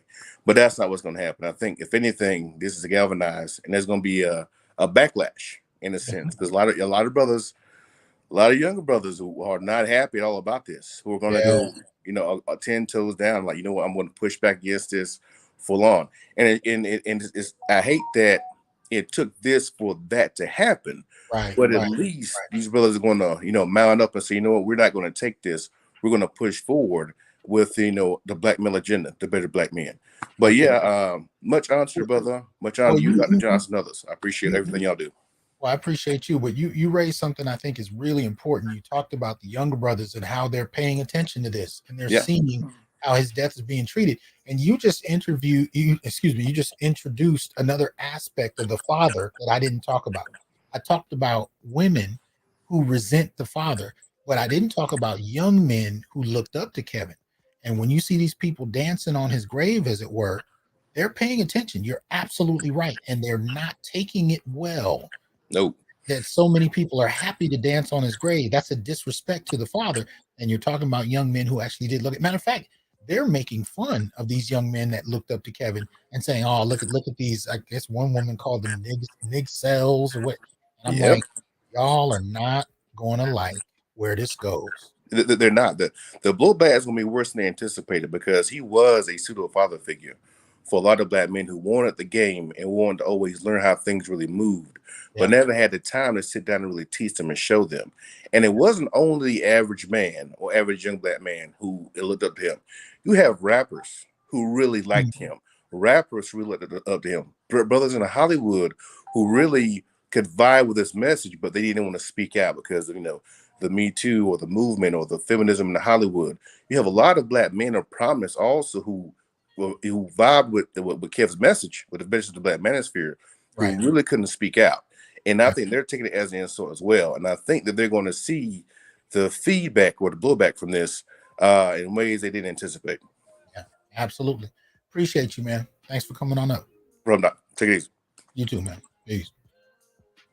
All right. Let me see. Let me go ahead and bring up James. Oh, there you go. All right. So, Brother James, how you doing, man? I'm all right, doctor. How are you? Doing well. What are your thoughts on this?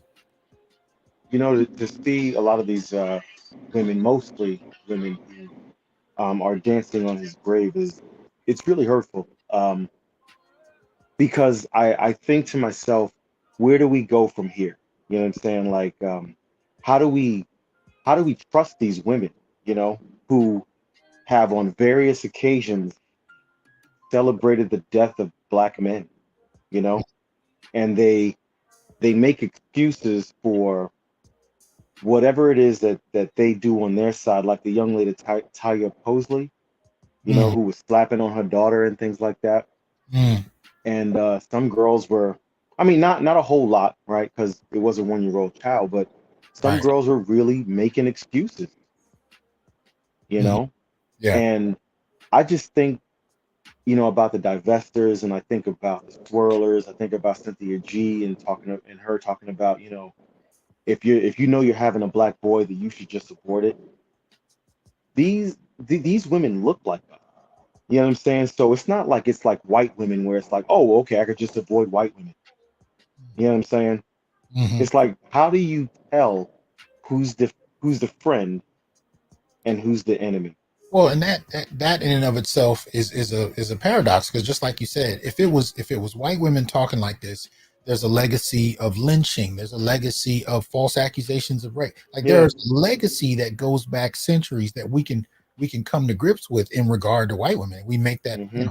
but what happens when it's a woman that looks like your sister, your mother, your grandmother? Yeah. That is and I would argue that's probably the most difficult transition point for black men at this moment, Yeah. to reconcile the disrespect, the disdain, the contempt, all of that with, how we've been raised to perceive black women. And Hmm. you guys, if you ever watched my show, you've never heard me say don't date black women, don't be with them. I've never said that. For me, it's about, actually finding someone of quality that values and respects you. But Yeah. I will admit that is probably the most difficult point to reconcile. How do I make sense of this? Because the way we were socialized was to revere, Hmm. Hmm. to put them on. And when I think I was in junior year of high school, I had a baseball cap, and I had owned by black women. I put that on my own Wow. cap. I was living in Santa Clara, so Wow. there wasn't very many, black women at that time where I was Yeah. trying to plant my flag. And this was like 1990, so this was, it was where we were wearing African medallions, Hmm. That's trying right. to Yep. Yep. identify with Malcolm and so on. So I had this kind of early immature kind of nationalism about me and I Yeah. was trying to make that. But my point is, that was in line with how I was socialized. I wasn't I wasn't socialized to have to step back and analyze Yeah. the women I was taught to revere. I didn't know how Yes. to do that. Yeah. And relationship after relationship, conversation after conversation with other black men that had the same experiences, that was a difficult transition point. So you raise a significant question. But we have I to, that's the value of these conversations, where we learn how to make sense of it, how to vet, and how to critique, and how to make, and how to articulate our concerns. This is the Yeah. opportunity we have to do it. Well, go ahead, give me your other thoughts. Um. Well, like you said, I would never encourage black guys to in mass date white women. That's not the answer. But there are black women all over the world. I'm married Yeah, now. yeah. I was luckily enough. I'm from New York City, and even when I was a young teen, I was saying to myself, man, these women are mean. You know what I mean? Like, not to like oversimplify it, but they Oh, had like especially in New York. they were just mean. You know what I'm saying? Especially you in New York too. Yeah. Yeah. So, So I got married to a wonderful woman in South Africa, from South Africa. We live in California now, uh, and the way that they're raised overseas is something just totally different. You know what I'm saying? Just the way that they respect men, the way that they think about men, how important we are to their lives, and just, how much they look to us as protectors and providers and just overall human beings, which is something that I'm not really getting from black women at the moment. And I at one point used to see myself as an extension of all black people. I was like, no, I see these people as my people. You know what I mean? And even when I say these people, I only really consider or have a connection, a strong connection with black men at this point. You know what I'm saying? You know, and the black females that are in my family. But Understood. you know what I'm saying? Like brothers, people like you, people on Twitter, O'Shea Du Jacksons, you know, Kevin Samuels, those guys, like I really feel like a connection, even when I'm commenting on YouTube. But anyway, I would just want to tell the brothers, because I've been married for 13 years and I'm happily married. There are black Congratulations. women. Thank you very much. We actually just celebrated April 25th, our 13th. So Beautiful. Yeah. I would tell brothers, you know, if you're looking for a long, serious relationship, you know, there are plenty of black women who are overseas in Oh, South yeah. America. Yeah. There are black women in Fiji. We celebrated our 10th anniversary in Fiji, and the women there, they look just like us. No, You know, and you that's can't tell the difference. now, that's an interesting point, because when you look at SYSBM, right, Save Yourself Black Man, this Yeah. movement of men going, looking for connection with women from wherever.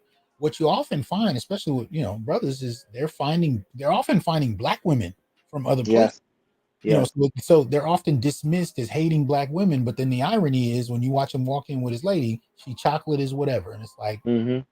okay, so you were dismissing him because you said he hated himself and black women. Right. Now Hated what? his mama. You must hate your mama. Right. Yeah. So thank you for coming up, man. Appreciate you, Thank James. you for having me. Thank you for having All me. right, man. Peace. Okay. All right, let's go ahead and bring in CEO of Black Lion Security Firm. What's up, Officer Faulkner? You got your mic off. Let's do it. Let's do it correctly. Let's do it correctly. Let's do it for our boy. Everybody put your drinks in the air, your cigars blowing in the air for our boy. We're going to celebrate our fallen brother who's right now wearing Gucci and Fendi all up in heaven. He's teaching the heavenly host how to style and profile on 1. Y'all better get it right in the chat. 2, 3. Woo! Shout out to that brother, man. Shout out to you, man. How you doing, man? I'm doing better. Doing better. I got to cut a promo on this one, man. Mm-hmm. Kevin Samuels is he's such a bad man that even in his passing, he's still donating energy to the space. I cannot fathom 230 people in my show last night, but it was 600, 500, 400 people. Yeah. That's a blessing. That's a blessing even beyond his death. Mm-hmm. Yeah, this is some Jedi shit. This is Obi-Wan the Force. Darth Vader. This is the Force. Yeah. If you strike me down, I'll become more powerful than you can ever imagine. Yes, and it's crazy, right, Doc? Because 1, we got to look at it on full frontal. Right. This shows you that if a black man tells the truth, stand up for himself and stand up for his community and stand up for the children and the women who will listen, you will be ostracized. You will be cursed to your name for eternity. Mm-hmm. And a lot of these ladies didn't know that probably half his fans were women. Yeah. What's wrong? I even had to ask a fiance of my best friend, what was ugly that Kevin did? Well, don't get me started. That means you don't have an answer. She even wrote in another comment, well, there's nothing he could say to hurt my feelings. Actually, he will big up you because you were formerly married and held your family together and never bad talk your ex-husband. True. See, this is the problem when it comes to harmonizing with the black community. You rather believe the sensational lie over the simplistic truth. Yep. You get all these people who never watched the show, only a 2-second or 2-minute clip, and they tell you all about Kevin's. You know why a lot of people didn't like Kevin Samuels was because he pointed the mirror at you. Yeah. Oh yeah.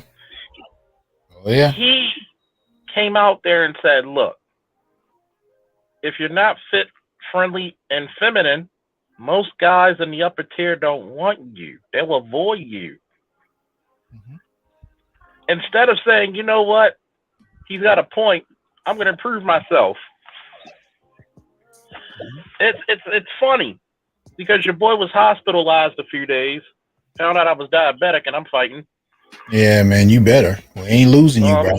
Oh, we ain't losing. Oh, we ain't going out like that. That's right.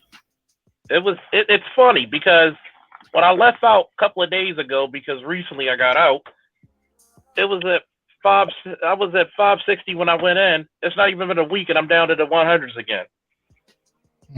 Okay, beautiful. That's called making an adjustment, adapting, and conquering. Yes, sir. How many times did Brother Kevin spoke out and spoke for Black families? Right. Black men having a voice. See, somebody asked me a very particular question. Who's the next person up? My response to them, we all are. Mm-hmm. That's right. That's right. We all are. It's you know what? Kevin was the epitome of my brother, my champion, my savior. Yeah. Okay? Yeah. And we need more brothers to fill up this. Just because one goes, the mission still continues. Mm-hmm. Mm-hmm. And I'm going to end off quickly because I'm going to say this. Two things. Kevin's legend has been grown. Kevin's legacy is sealed. What about yours? Mm-hmm. Mm-hmm. No, there's no amount of hate from the Gynarchy that's ever going to block that. Yep. And I like to sell a quote from General George S. Patton that is very, very fitting. It is foolish and wrong to mourn men who died. You should thank God that men like this lived. Yeah. Yeah. Thank you, and giving your flowers to you, Dr. T, and others who do God's work, whether we get our shine or not. Thank you. Amen. Thank you. And y'all go check. You want to give them the name of your channel? Oh, come to the Charles Faulkner Jr. channel. Matter of fact, I just started a GoFundMe where I started my company, the Black Line Security Firm, LLC, where we're not only going to, I'm trying to raise money to go send myself and other young disenfranchised Black men for training. Okay. You want to bring the Black community up, you give a man a job, you give him some skills, and you educate him. That's right. That's right. Woo!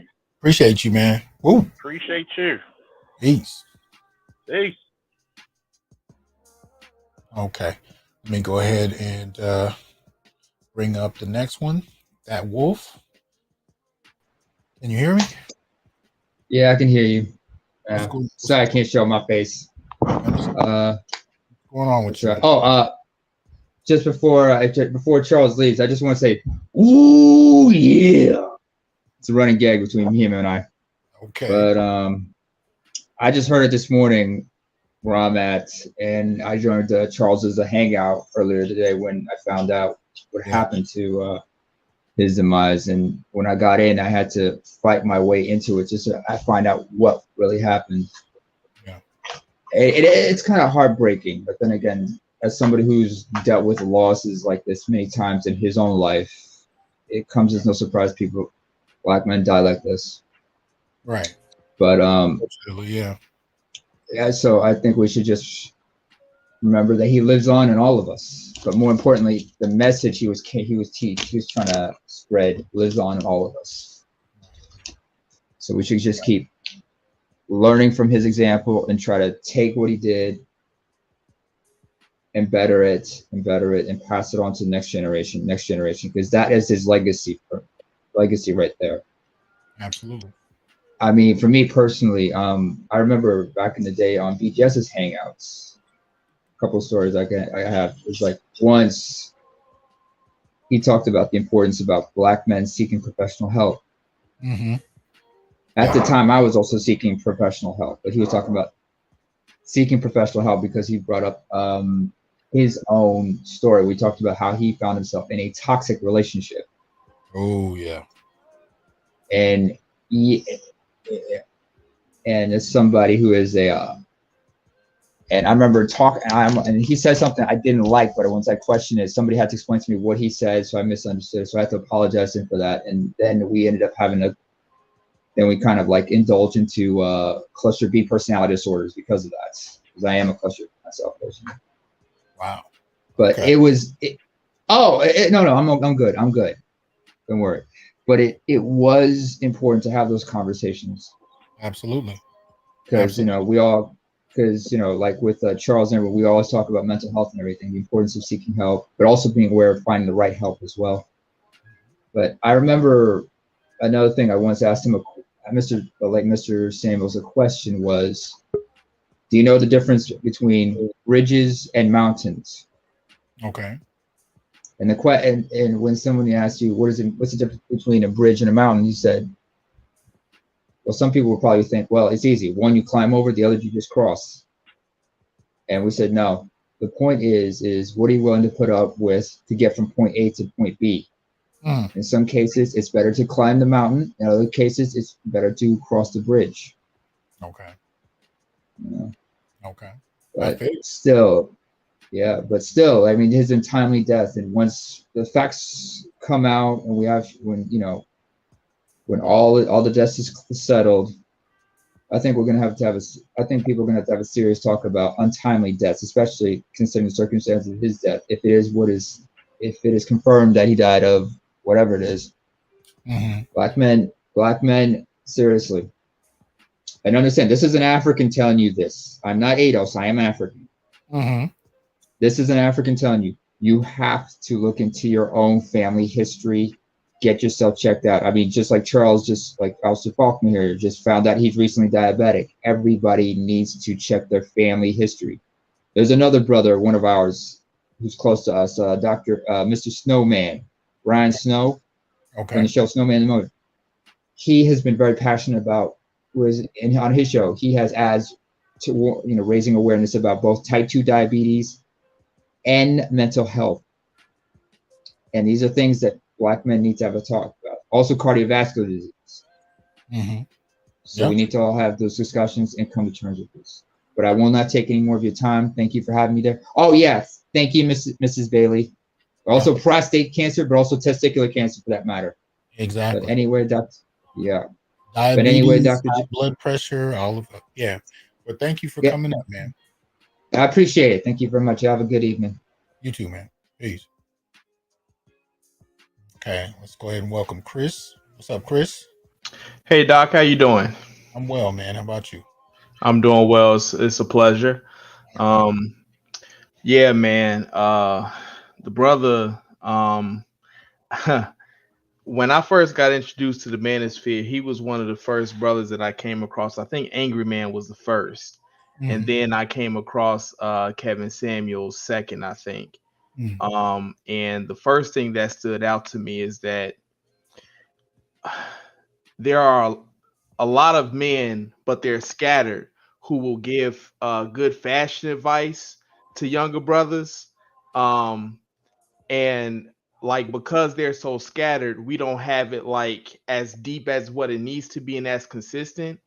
And when I saw him, taking great pride in his appearance, that was, like heartwarming for me, because, we're so locked out that, we don't go to, on average, like the average Black man doesn't go to galas and conferences and, Fortune 500 business meetings, you know what I'm saying? Like once a month or, once every 2 weeks. So to get,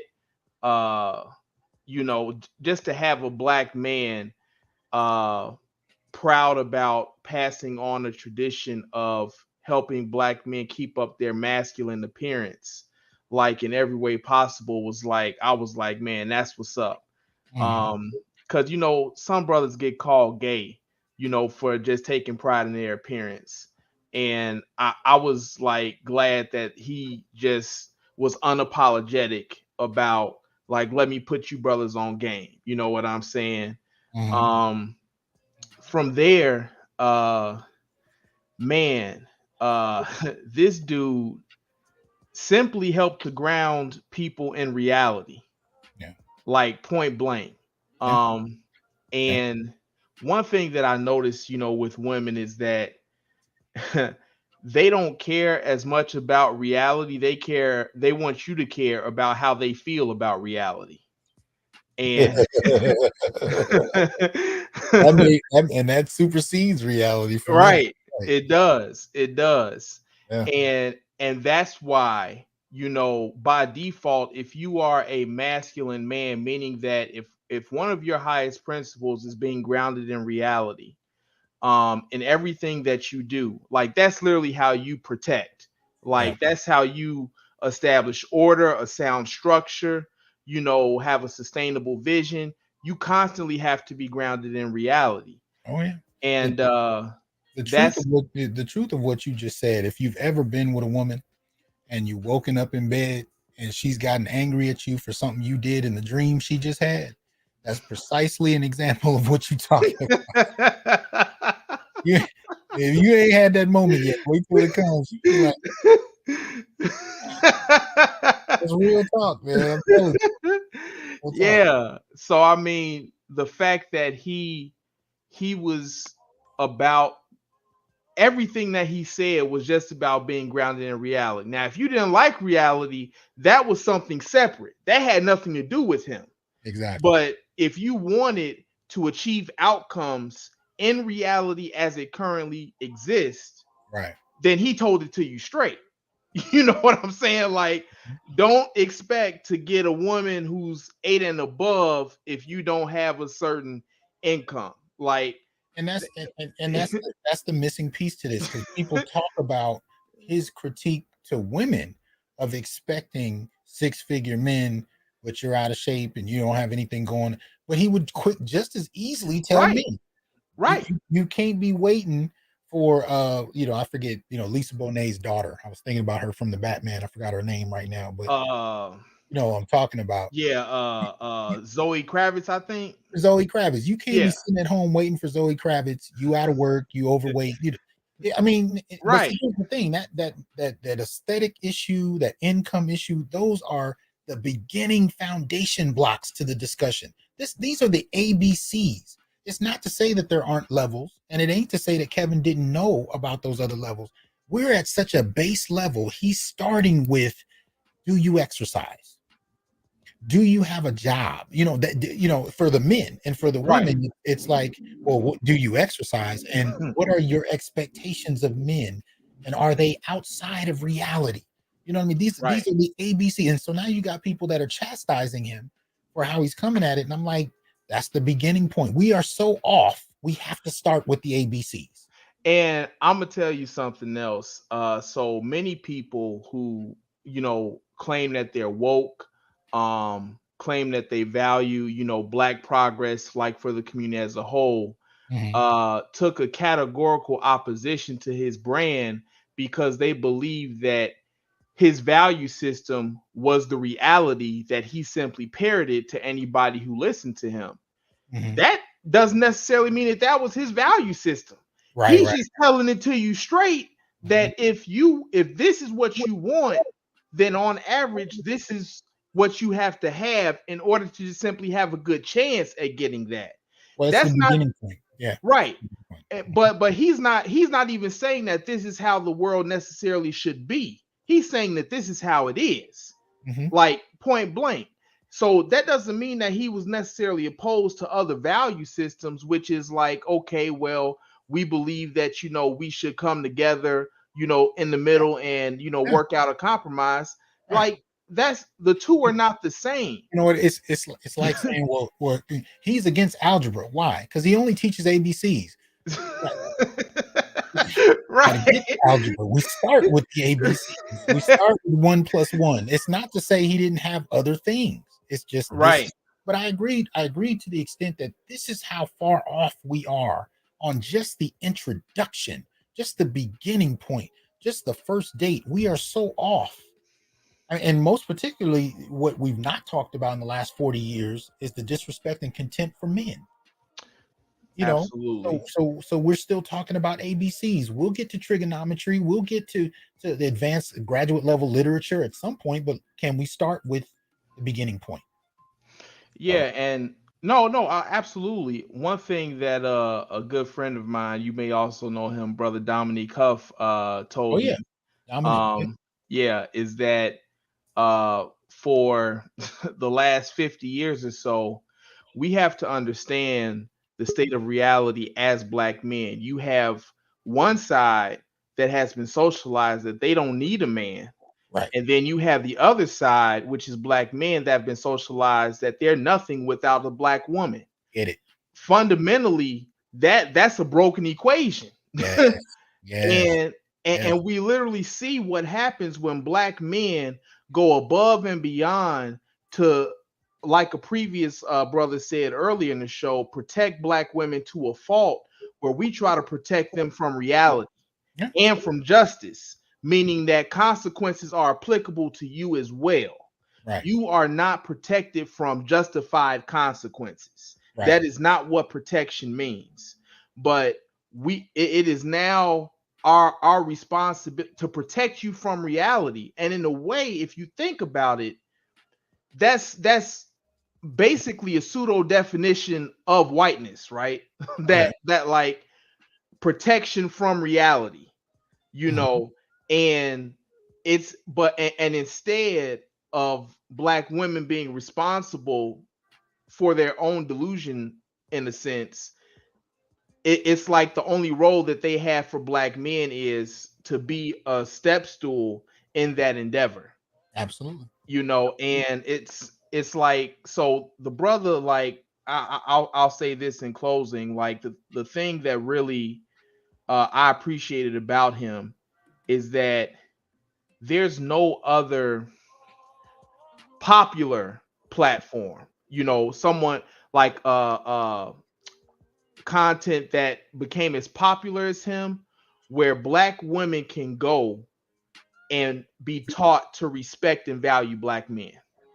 Like there's simply no apparatus that became as popular as what Kevin Samuels did, that Black women had that at the, you know, a few clicks of the keyboard or a few, you know, clicks of the cell phone.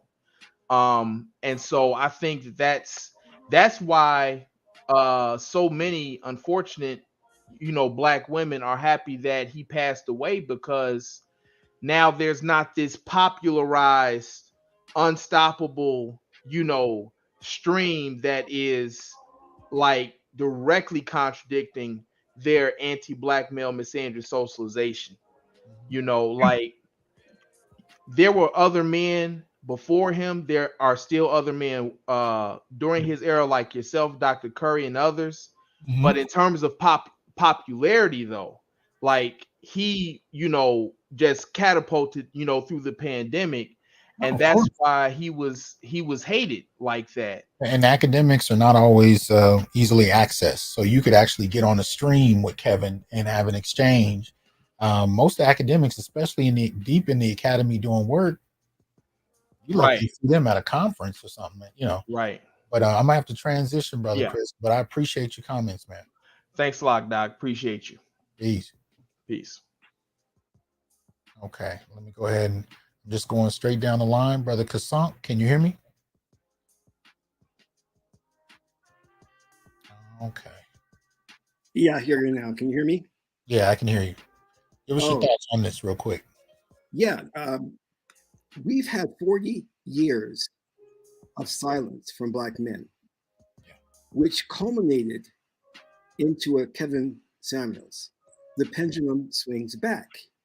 And now I think, and I'm not going to pretend that I agree with everything he says, but the great thing about Kevin Samuels was that he brought the data. You couldn't refute it. He told you based on statistics, based on numbers, where things were at. It was an objective truth. It wasn't his opinion. And that ruffled feathers. People were very upset about that. So what we're seeing now in the toxic levels of femininity Black feminism come out of the woodworks to celebrate his death, they don't realize that they're exposing themselves, and they are creating they're creating a massive movement where brothers are waking up to say, what is going on with our women? What is taking place? Because I'm at a loss for words when I see this celebration of this man's death by women that they're supposed to be our women. So I think that we're going to, the masses, especially this new generation, as you had spoke about earlier, are looking at this and questioning things. And there is going to be, I believe, another movement to where we're going to be standing up and saying we're not going to accept the disrespect anymore. Right. So, right. And quickly, in relation to what you were saying, I just wanted to put this up. Blackdemographics.com. This is one of the sites that Kev often referenced, and I'm one of the monthly supporters to this because it's public, it's openly accessible, and it deals with data in relation to the Black community. I actually, support this public platform, and this was something that Kev cited a great deal. So let's go ahead and support those kinds of things. And so that we can speak factually rather than from assumption or whatever, you know what I mean? So I appreciate you bringing that up, man. Thanks a lot. And you notice their arguments are never based on the data, but it's always based on the old tropes and old narratives of you just don't like Black women. Yeah, which is a childish response. It really is. And what's the saying that the movie Batman said? He may not be the hero we wanted, but he was the hero we needed. Yes, absolutely. And the core of it is we've been told for 40 years that at least that we need to shut up and listen. We need to take this harsh medicine and the critiques that go with being Black men. We need to take them and we need to study them and understand them. And I've been saying this, you get 2 years from one YouTuber and all hell done broke loose. I sat in graduate school classes and had to read this drivel from some of these feminists, and I had to pay for it to get a degree from professors who were 3 times my age who espoused this from the core of their being. And I'm like, y'all can't handle 2 years from a brother on YouTube? Yeah. But I appreciate you, man. Thank you for dropping the word, man. Thank you. All right, man. Take it easy. Okay. Let's go ahead and welcome Ian. Ian, what's up, man? Hey, what's good? What's good? How you doing, Dr. T. Hasan Johnson? I'm good, man. How about yourself? I'm wonderful, man. I got a new phone and stuff, so I ain't got my picture. I ain't got no pictures on this phone, but okay. Yeah, man. On us, man. What are you thinking? Man, well, so I be on Clubhouse, man. I be in these rooms, right? And I be killing them over there. They be destroying us. These, they bring me in. They call me in a room when they have some some unruly, some real heavyweight feminists. They called me in. But these chicks, man, there was one chick yesterday, right? Because some of the guys, they like to listen to the chicks and let them slide and let them get out what they got to say. But this chick basically in a roundabout way said that Kevin Samuels deserved his eye because of the negative energy he put out. Basically, it was just karma. Yeah. Okay. Yeah.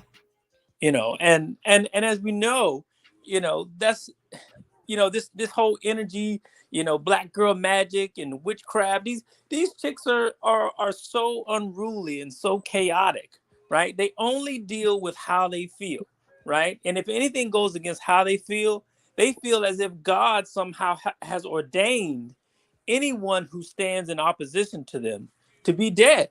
I mean, understand this is not. See, Kevin Samuels is not this. We have let Black women go too far. They were calling us bullet bags a year ago, bro. You understand what I'm saying? Yeah. So I mean, celebrating his death is nothing, right? I mean, we've let them go too far, man. Too far. Okay. We had, I'm sure you saw the article. You had TV1 calling him a misogynist.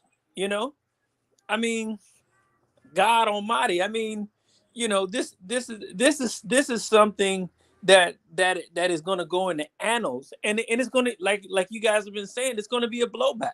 You know, and hopefully black men are gonna be like, oh, okay, this is how you gonna do Kevin Samuels. We're done with you. I think that's what we're looking at. Hey, I can't. Hey, man, you dropped it. You said it. I appreciate you coming up, man. Thank you. Yes, and a lot of people, and so we have to give credit to where credit is due. A lot of the information that Kevin Samuels had, he got from who, Dr. T. Hasan? From a lot of brothers in the space. He got from you. He got from you. You know. And he pulled from a lot of brothers, man, from BGS to Angry Yes, Man. for sure. And here's the thing, man. We're going to continue to do this work, and there are going to be new brothers coming in. We're going to see brothers we know that transition into the highest levels of who they are. So I'm looking forward to seeing what comes out. But in the meantime, I got to stand for my brother the way I would stand for any of the brothers who are dropping it and consistently doing that work. We got to support each other. Right. And like you said, this is Obi-Wan Kenobi. See, what I'm saying is like you said, the manosphere is here, so they're going to be Jedis popping up everywhere. These black women better just watch out and watch their back. Well, they really need to be concerned about a few of these brothers going Sith. That's what they need to be worried about. But thanks a lot, man. All right. Peace out. Peace. Okay. Let me get Brother Marcus in here. What's up, man? Speaking of Sith. What's up, man? What's going on, man? Man, drop this to us, man. Yeah, it wouldn't have been right if I ain't jump in here, man. You know, this is the day before I go stupid on this topic and many others, man. But this dude has been saying, I told you my history, man, and this guy has been saying a lot of things I've been saying since high school.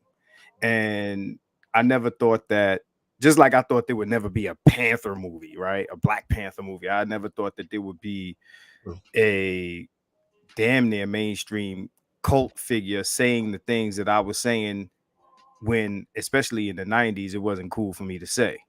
Yeah. You know what I'm saying? It's like others have said, and I've said it, especially in reference to, the whole Will and Jada thing. Anything that hurts Black women's feelings must be destroyed. It must die. Mm-hmm. And, this guy, he died on us kind of like Johnny Cochran. You know what I'm saying? Like Johnny Cochran. I think that there are more happy Black women over this than white people was to see, were happy to see Johnny Cochran die. Imagine this in the 60s. You understand what I'm saying? Like, right. For Black women to be this happy to see a Black man die, I'm trying to imagine like this reality back then. Mm-hmm.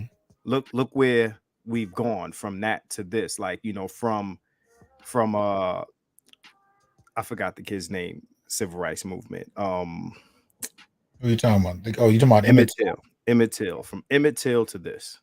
Okay. All right. And earlier someone mentioned passport brothers going out of the country to deal with other Black women because, let's keep it real. Black men, their first, most Black men, we come up in Black environments. Our first love is a Black woman,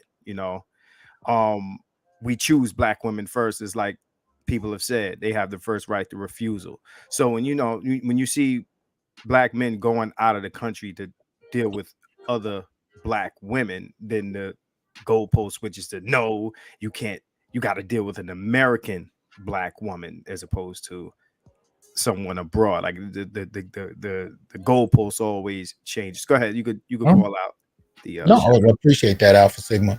No, you're right, man. And I know brothers who are in their 50s, 60s, and even 70s who are hardcore Black nationalist Pan-Africans who are married to Black women from other countries.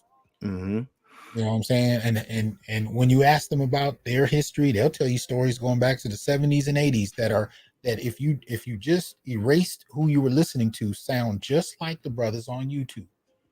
Mm-hmm. Same stories, same situations.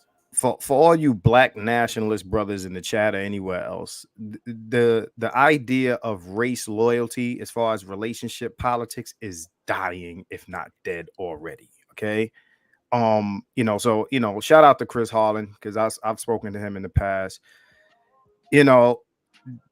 Unless these women get right, that's out of here. I mean, we're not gonna be wasting our lives and resources and energy trying to fix a problem that ain't gonna be fixed, especially with people who are not willing to negotiate. I mean, my position. I am SYSBM. You know what I mean? And for me, that means whatever you want it to be. I'm not here to promote or condemn who brothers date, who brothers marry. I don't care. Do what makes you happy. Be free. I'm not with plantation politics. I'm not with the simp nonsense. I'm not with none of that. I am with black men doing what they feel, the path of least resistance, whatever you want it to be. I don't care. Do what you want. You understand what I'm saying? You talking about Sith? Man, listen, I will have a red lightsaber tomorrow night. All right. For those this is the interesting thing about it. So if you look at the brothers that are in here, you're talking about everything from Jedis to gray Jedis to Sith. Right. And what happens when all three groups agree to work in the same accord for a particular task? And that's what I see in here. I see brothers coming together beyond ideology, beyond religious differences, beyond class differences, to say, you know what, the one thing we can agree on is we're tired of the disrespect, and we're interested in actually finding out what living life is without having to deal with the contempt and the misandry. To choose life with that kind of peace in it. I've never seen this before, man. I've been out of the country. I've been to those places guys say they'll travel to, and you should see how black men get along there when nobody's fighting for women and the women aren't encouraging it. I've been there. I don't know how many guys here have traveled out of the country with their boys, or you go out of the country and you bump into other black men in those countries, man. It's love. It's love, bro. It's like you're in a different reality, because we have a scarcity mindset here. So everybody's fighting for scraps, whether it be financial or, with the high demands and high expectations of these women, and everybody's, cutting each other's throats for their love and their attention, their adoration and things like that. You go to one of these countries where they all for the streets. Okay. And everybody's good with that, and everybody understands that, and nobody's fighting. You understand what I'm saying? It's a real thing, man. I've seen it. Again, I don't know how many people in the chat have been there. You know what I'm saying? But it's a thing, man. And once we get into the collective mindset of, just save yourself, just do what you want, it's not worth us going at each other's throats for, all this celebration and things like that from not just black women, but also black men. And especially in the particular case of black men, that's the demonstration I'm talking about, where these guys have to signal to women, whether it's in real life or on the internet. I'm the one that's standing up for you. Pick me, choose me. They talk about pick me's. That's the simp thing. Pick me. You understand what I'm saying? Because quote unquote pick me's, most of them are married happily with kids. It's the simp who don't get picked. Well, I'm gonna tell you, man.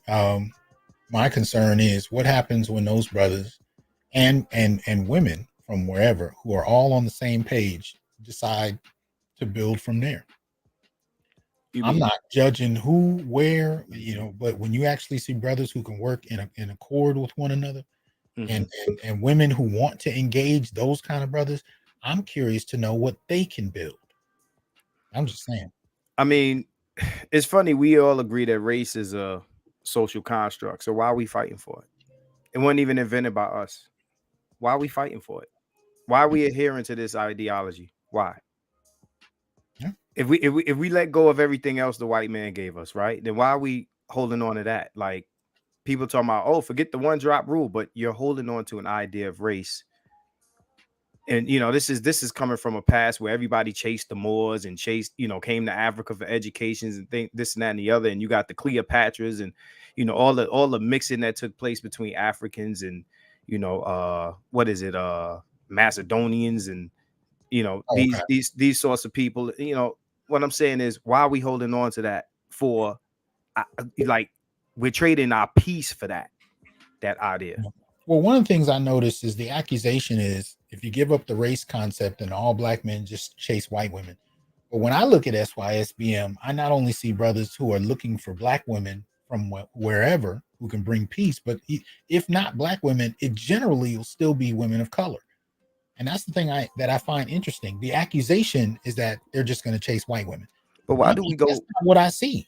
Why do we go straight to white women when we talk about racial law? It's like, if not a black woman, then straight to a white woman. Like, there's no other race of women outside of black women, and everybody else is white. Everybody else is, us dealing with the enemy, blah, blah, blah, blah. And I agree with you saying, as far as finding other nationalities. And I've said it a million times, black American women do not hold the monopoly on blackness. But then, some dude, not a woman, some dude will pop up in my chat or pop up somewhere talking about ADOS. Now, if you want to talk ADOS politics as far as what ADOS are old, that's one thing, but don't bring that into my relationship choices. Please fall back. Tell them what time your show is tomorrow. If you're on the East Coast, 10 p.m. If you're on the West Coast, 7 p.m. All right. And you can see the name on the channel. Keep it 100.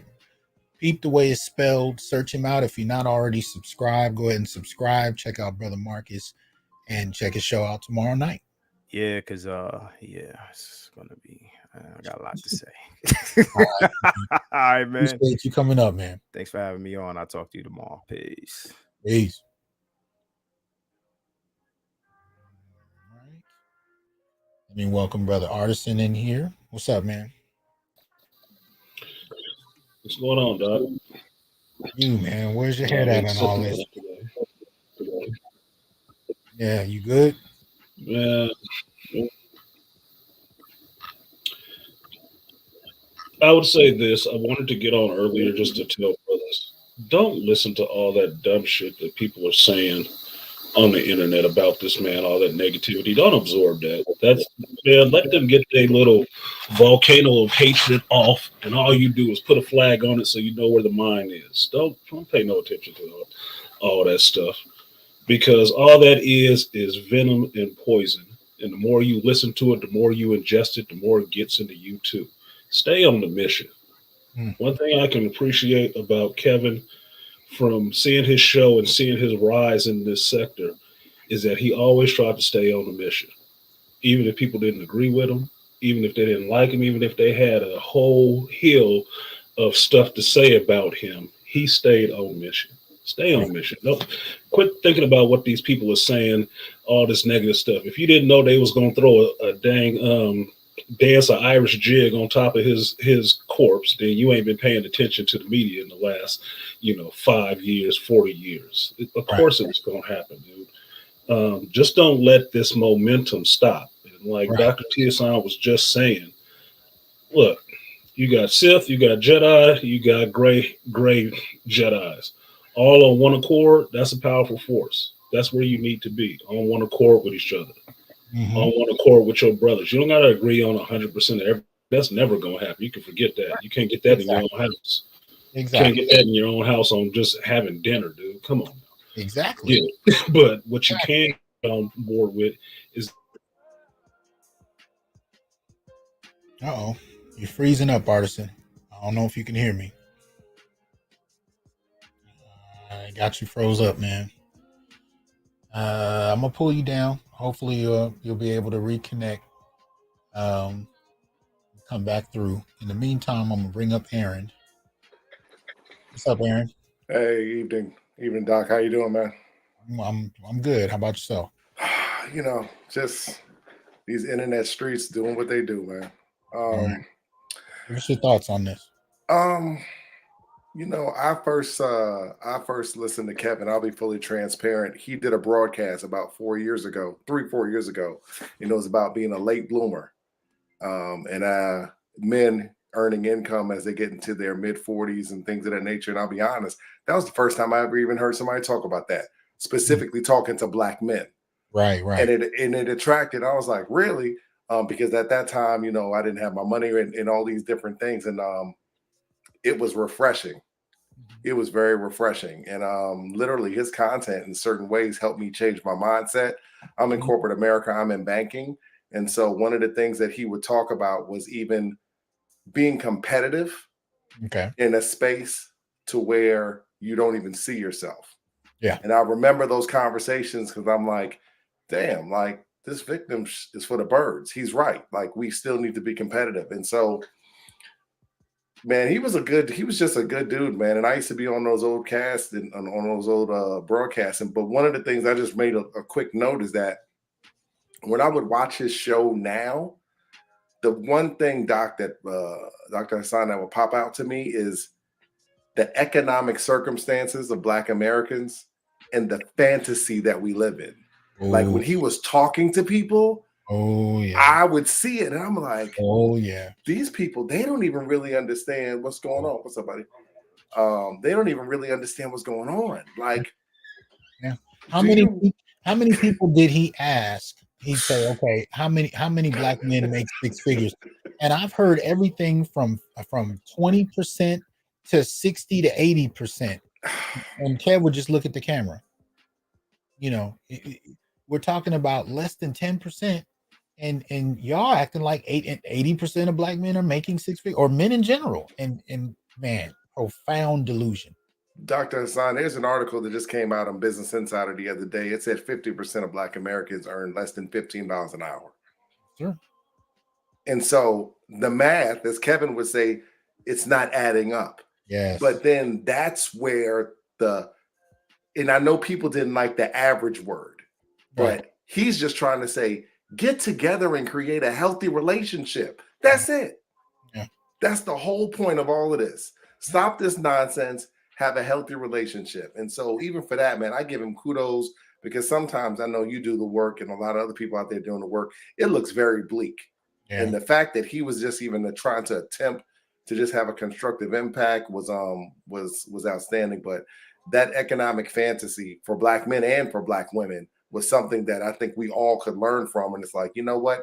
We need to start making some better choices, some healthier choices, and some constructive choices, and stop. Because we are not making any progress doing this nonsense. So I appreciate your work and Dr. Curry's work, and I thank you for letting me share this evening, man. Hey, man, I appreciate you, Aaron. Thanks a lot, brother. Yes, sir. Peace. Okay, let me go ahead and bring Artisan back up. Sorry about that, man. You froze up, so. Oh, that's okay. It's not your fault. I saw it too, but I saw it delayed on my end. Like, oh, what the hell? It is. I think you were talking about Sith and Jedis. Yeah, I was just saying it's a powerful force to be on one accord with your brothers. It is. Yeah. And it was never so evident as this space, as one of us rising from our ranks to that height where people actually started having to understand what it meant to say a Black manosphere. What does that mean? What are these guys talking about? Where is he getting these words from? How is he saying this to women? Oh my God. Like it's common sense. It's a lot of it is common sense. And that's why I enjoyed his show and why I could watch it and not watch it at the same time, because I knew exactly where his head was, because that's exactly where mine was. Understanding the same thing, that a lot of this is just truth. The truth to some people is like holding up a cross to a vampire, like you know, like put the mirror up and let them see that you are the portrait of Dorian Gray. It's nothing sweet, okay? It's nothing sweet. We watched that on many a night, and it was halfway, morbidly entertaining, because you can't believe the delusion that is spilling forth from these people. You looking at them like they got to see themselves on camera, right? Like, are you kidding me? Like, but look, unless you out here in these streets dating a lot, you wouldn't believe that this was the common idea in women. It's like, No, and that's incredibly true, because men saw played out on stage what we actually do experience, many of us, and women. And I've heard this from women. I didn't realize how entitled I was until I saw another woman trying to explain it to Kev. And I've seen women check themselves, and they weren't even on the show. They were watching women, and they were like, "Oh my God, I've said that very thing, but I didn't know that that's how it sounded." You know? Yeah, exactly. So, yeah. And that's what more fun was, is because is this just in a real sense. His impact, it just in my life in a little sense, just in dating, he was a litmus test. I'd make chicks listen to him. I would. I'd put it on just to see how the chick reacted to it, just to see what kind of reaction she got. Just, scientific study. Like, okay.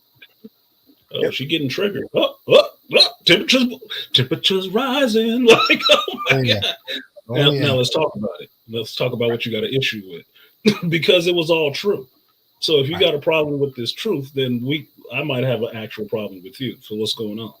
Let's talk about it. And that's what he always said. He's just trying to open up the conversation. And I appreciate that, because that's what needs to be had first. But the second thing, or the primary thing, is that men need to get on accord with each other, understand you are valuable as a man. High value, middle class, whatever you're valuable as a man, and you need to look at your brother from side to side, left to right of you, and understand that he is valuable too. Right. And you guys got the same struggle. And the main struggle is to get the respect that you deserve. That's the main struggle. That is the main mission. So, women is nice, but it's a lot nicer when people respect you. I'm not worried about love. I'm more worried about respect. And what I was saying before I got cut off was that RIP to me doesn't mean rest in peace or power. It means respect is paramount. That's the first thing you need from anybody. Anything. We can't do nothing else if we ain't got your respect. If we ain't got your respect, we can't even have a conversation. I don't even want to hear what you got to say personally.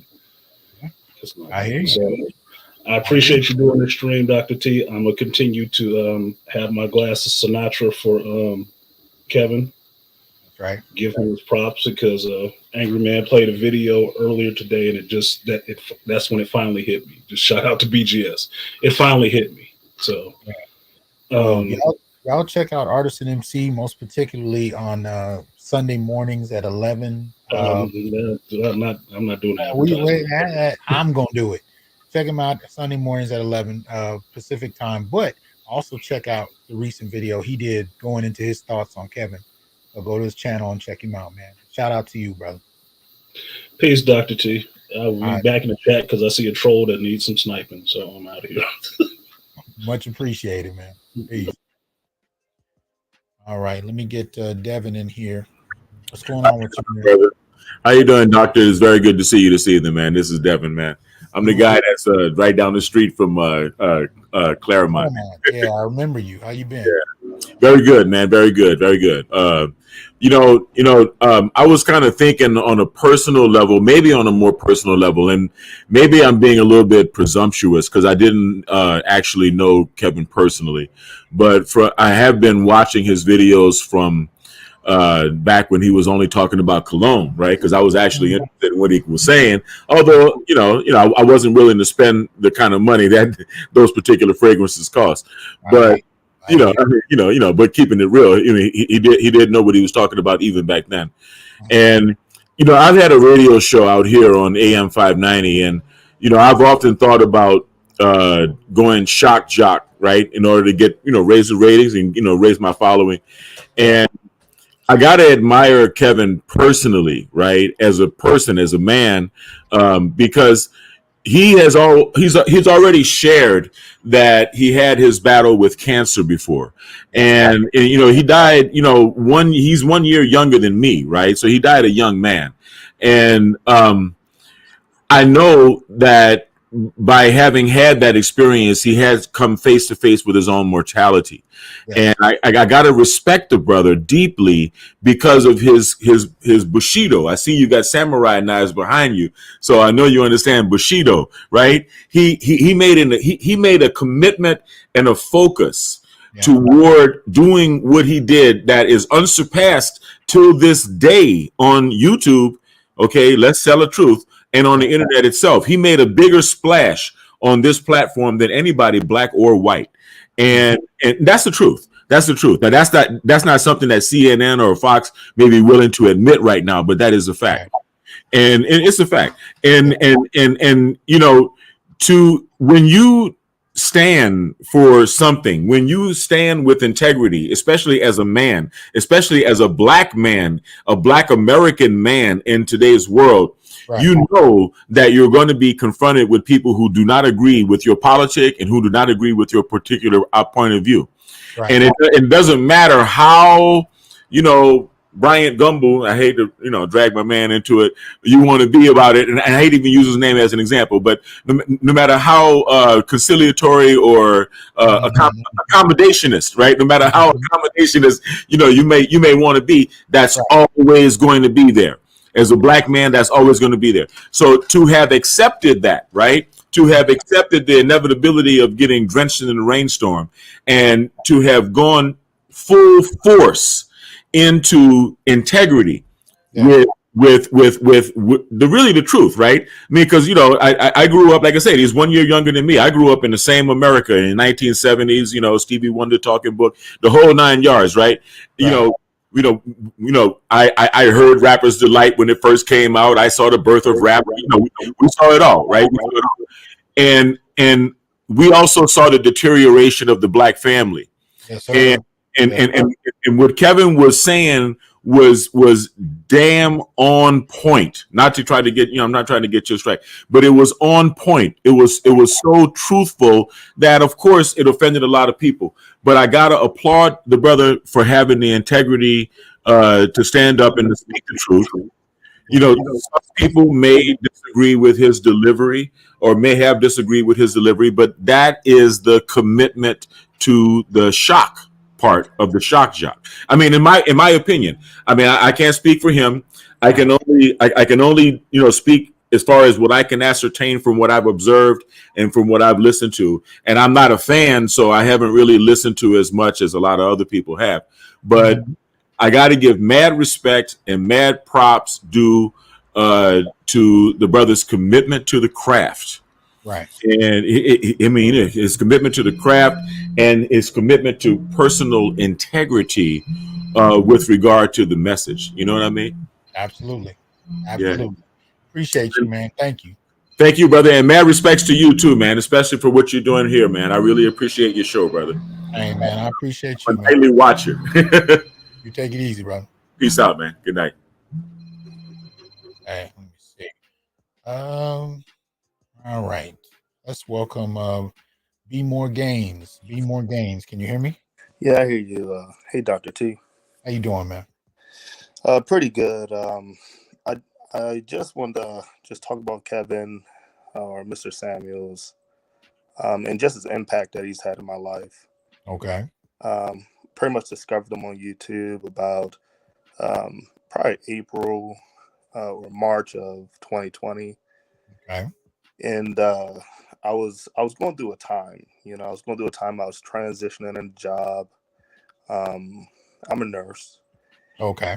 And basically you're in this system of really feminism, female led, and you come across a lot of Black women on every level, whether they're the secretary, whether they're a nurse, a charge nurse, a doctor, a tech, and you just get this aura, this sense of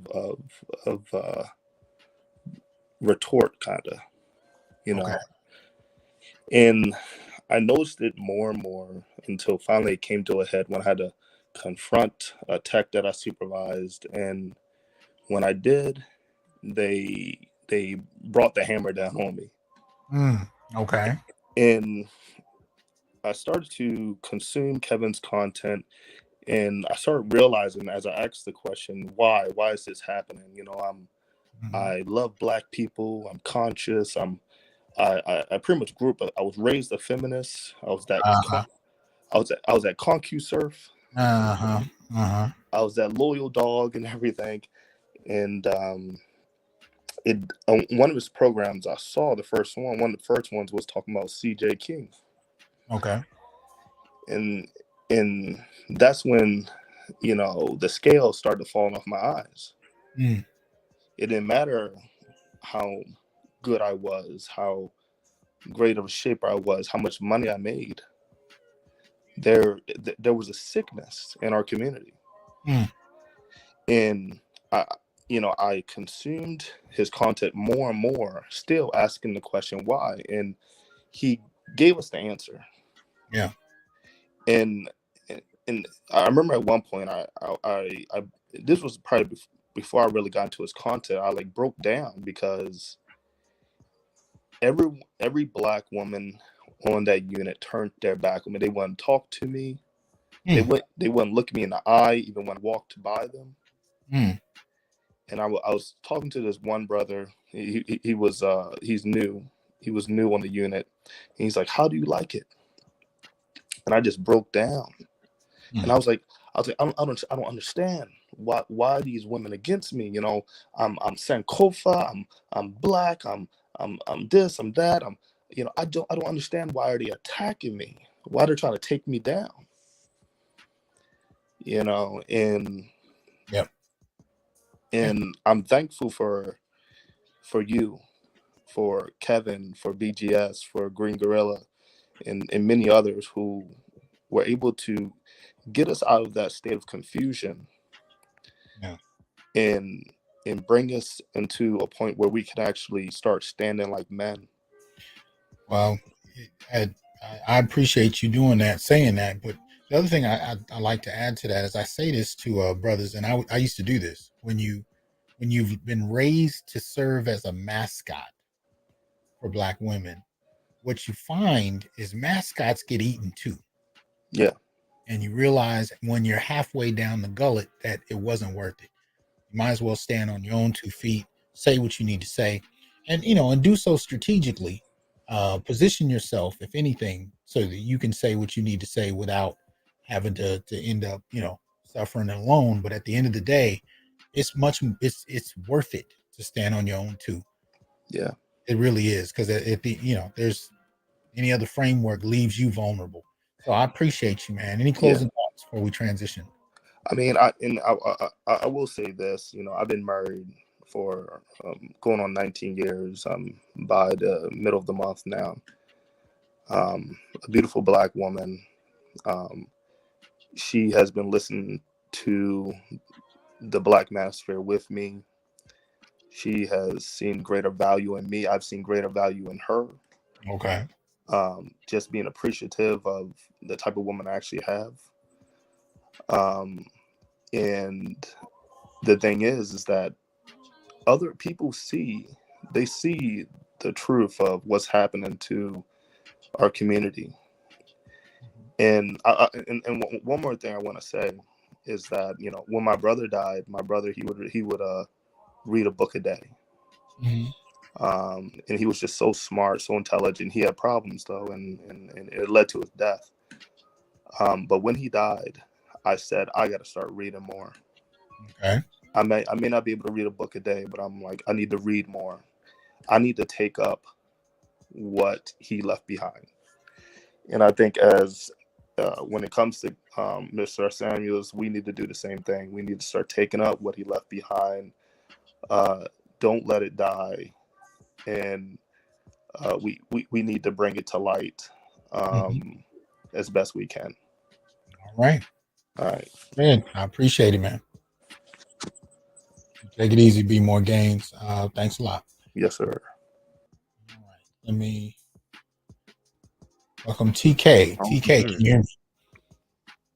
Hello?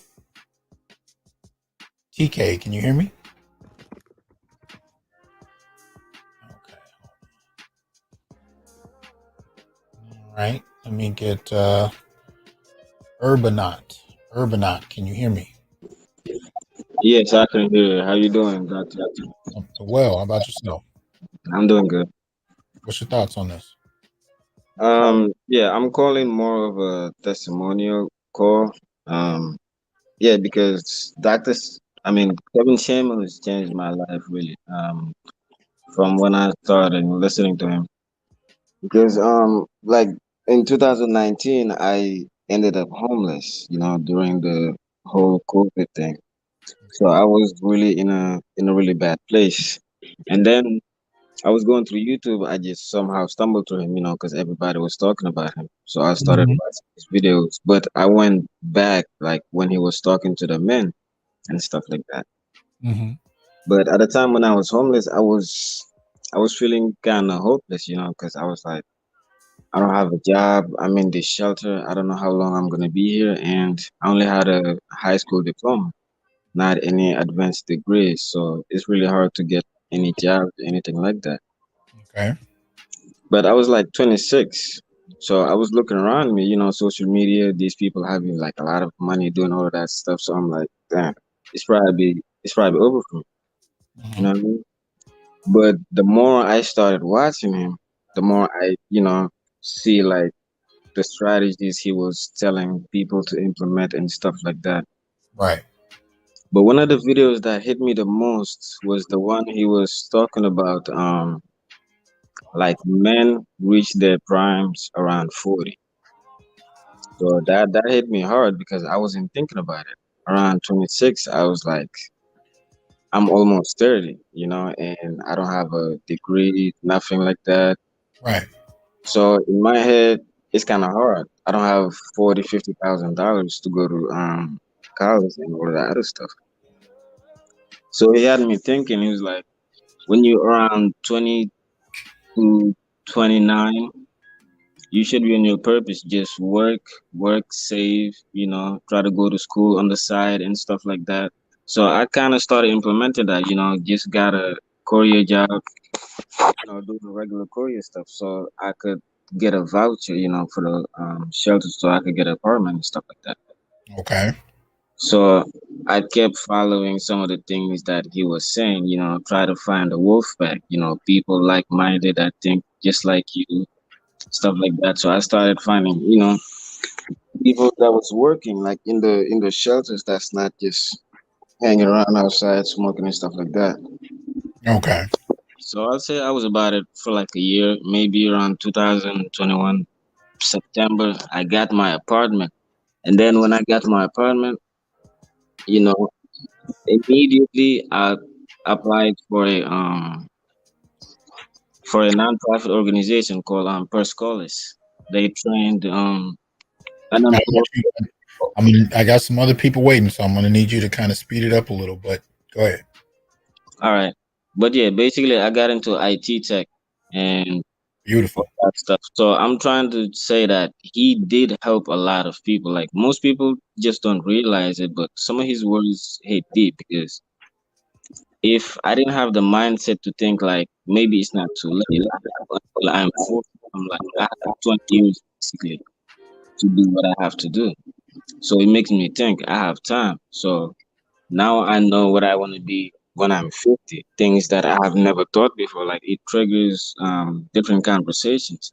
So for all the people that's out there talking crazy about him and all that other stuff, I want everybody to know that his memory is still living in all of us. That's right. Everybody's still learning, watching his videos, and keep growing. Hey, man. Appreciate that. Appreciate that. You take it easy, bro. All right, man. Have a good night. You too. All right. Black Wall Street. What's up, man? Can you hear me? Mm, okay. All right. See, it came in twice. Black Wall Street. Can you hear me? Hello. All right. Water. Good evening. Hi. Can you hear me? Yes, I can hear you. Yes. I just want to start off by thanking you for paying respect to Kevin Samuels. I believe that he did, the work that needed to be done. I was really in disbelief. I couldn't wrap my head around it. Like especially nowadays with social media, people tend to call things out prematurely when it comes to passings. So I just thought, they just want him gone. And Right. I haven't been on social media for like 10 months. So I found out through YouTube, just watching and seeing the comments on there. So it's unfortunate that people feel that they, this is someone's family member. Right. Like, this is not like the guy was trying to do good. And as we hear like the testimonies, it's like he obviously empowered men and also informed women on how to, how we can come together. I mean, I don't think any of his information was wrong. In fact, he helped me throughout my time. I mean, I think when I'm sorry, I am a Black woman, so I did hear a lot of the remarks from the audience speaking about Black women.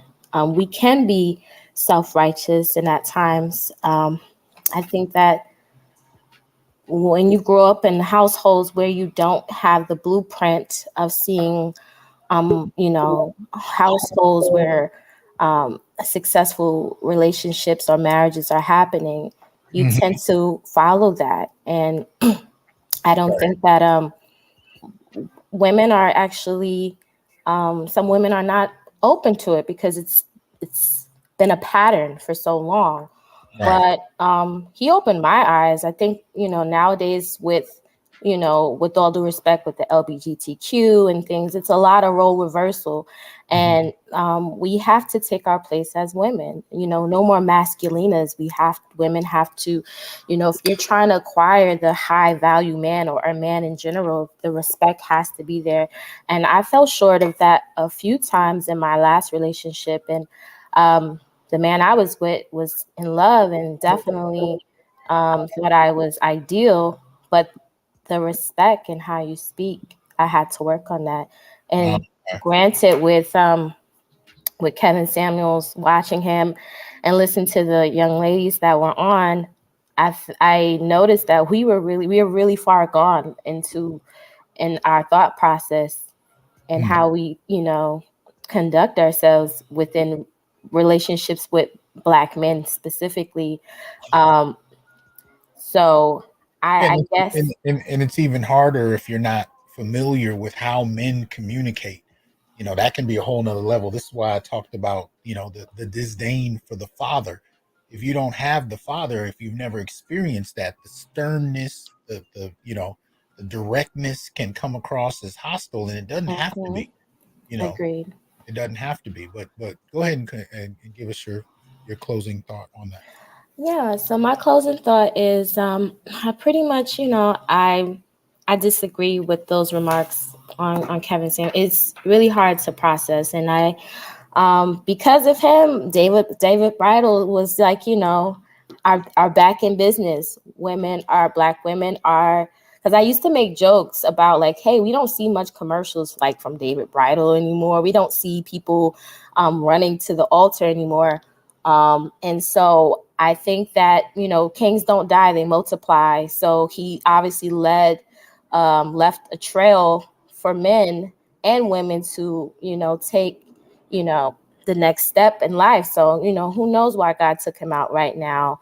I do find his death to be suspicious, given that he just met that young lady. So I would like for the autopsy to come back and we get a clear understanding on it, because he did seem to be a healthy man. He may have had some, personal issues, but granted, it is very suspicious.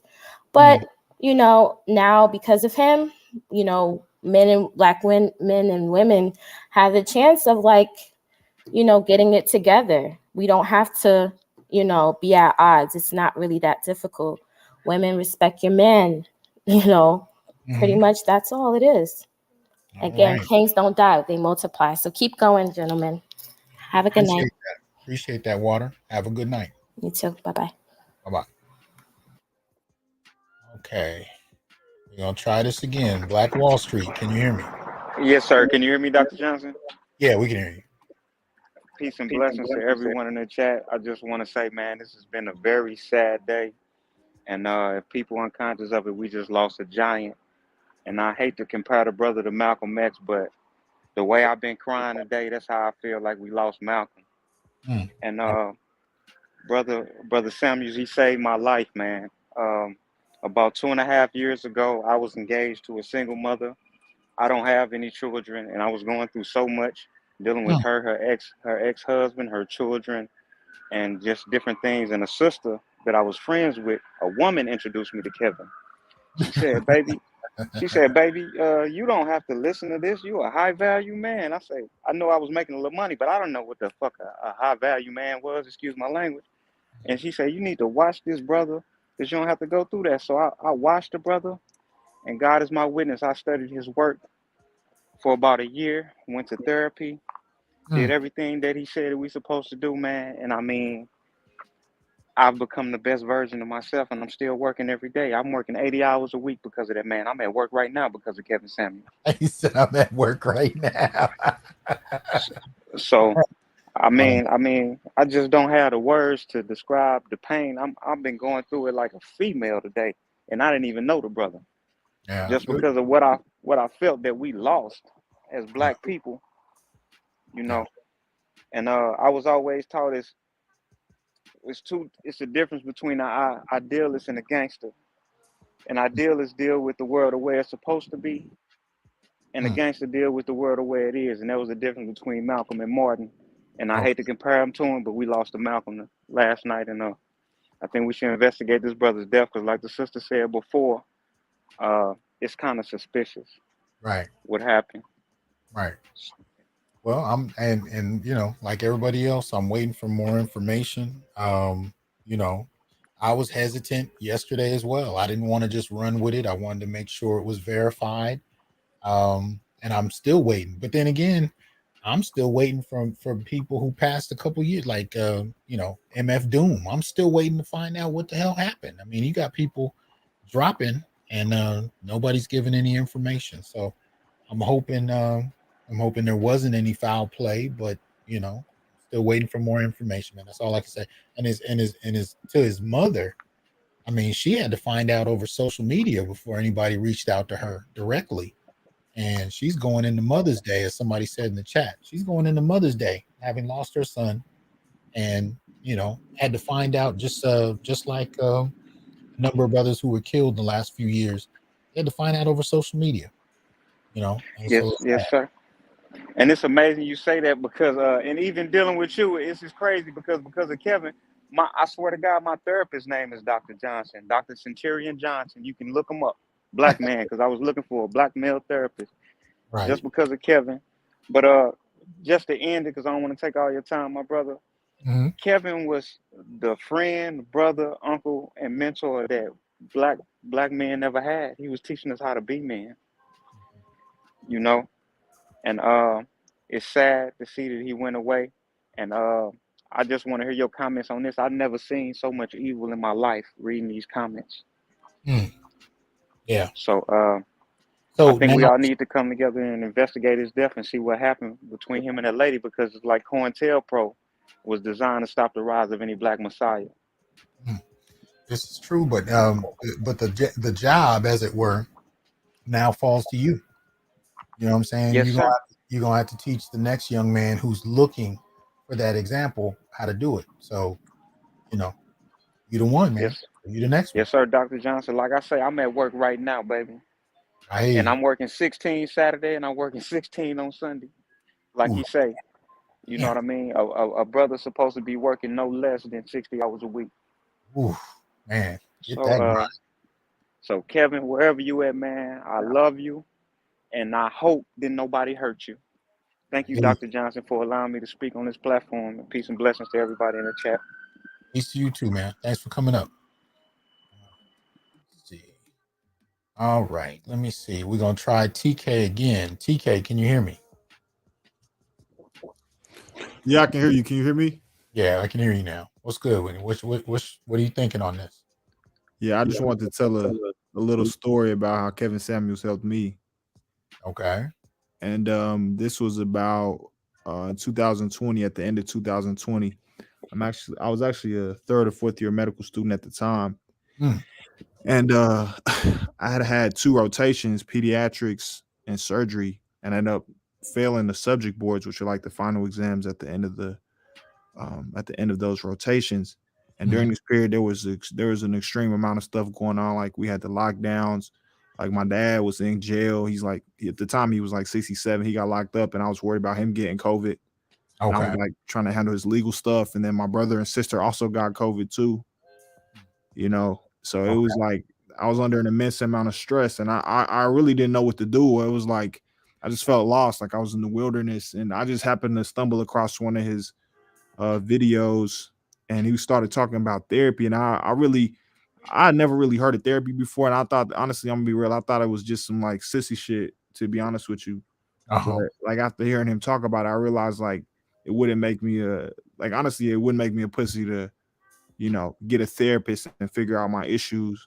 And so I decided to try that, and I ended up getting a therapist. And after that, I got one for about 6 or 8 months. And during that period, my life got way, way better. So just to put an example of like the stakes I was at, basically, I was able to retake those exams. But if I failed either one of them, I'd have to do an extra year of medical school, which would cost me about $90,000 in loans. Damn. You see what I'm saying? So, but after I got the therapist, I was able to lock in more. I was able to focus and like cut out the noise. And I ended up getting an A on both of those retakes. And then on the rest of my rotations, I got an A in every single subject board exam as well. And I actually passed my first board exam too. And I think that like if I hadn't been exposed to him and actually got a therapist, and like if he hadn't like destigmatized that idea in my mind, right, I would definitely be in a much, much worse position. You know what I mean? So I think that's like one part of his legacy that'll always stick with me. And then another one is that he helped me to, view women differently and understand that, they're quite a bit different from us, and that they have things that they want too. And if as long as I act as a leader and I take a leadership role in my own life, women are going to respond positively to that. And also you get to pick and choose the women you want to deal with when you are acting as a man should act, if you're in your masculine frame. And like I think those are the two main things that he gave to me. So I'll forever be grateful for him for those two things. You know what I'm saying?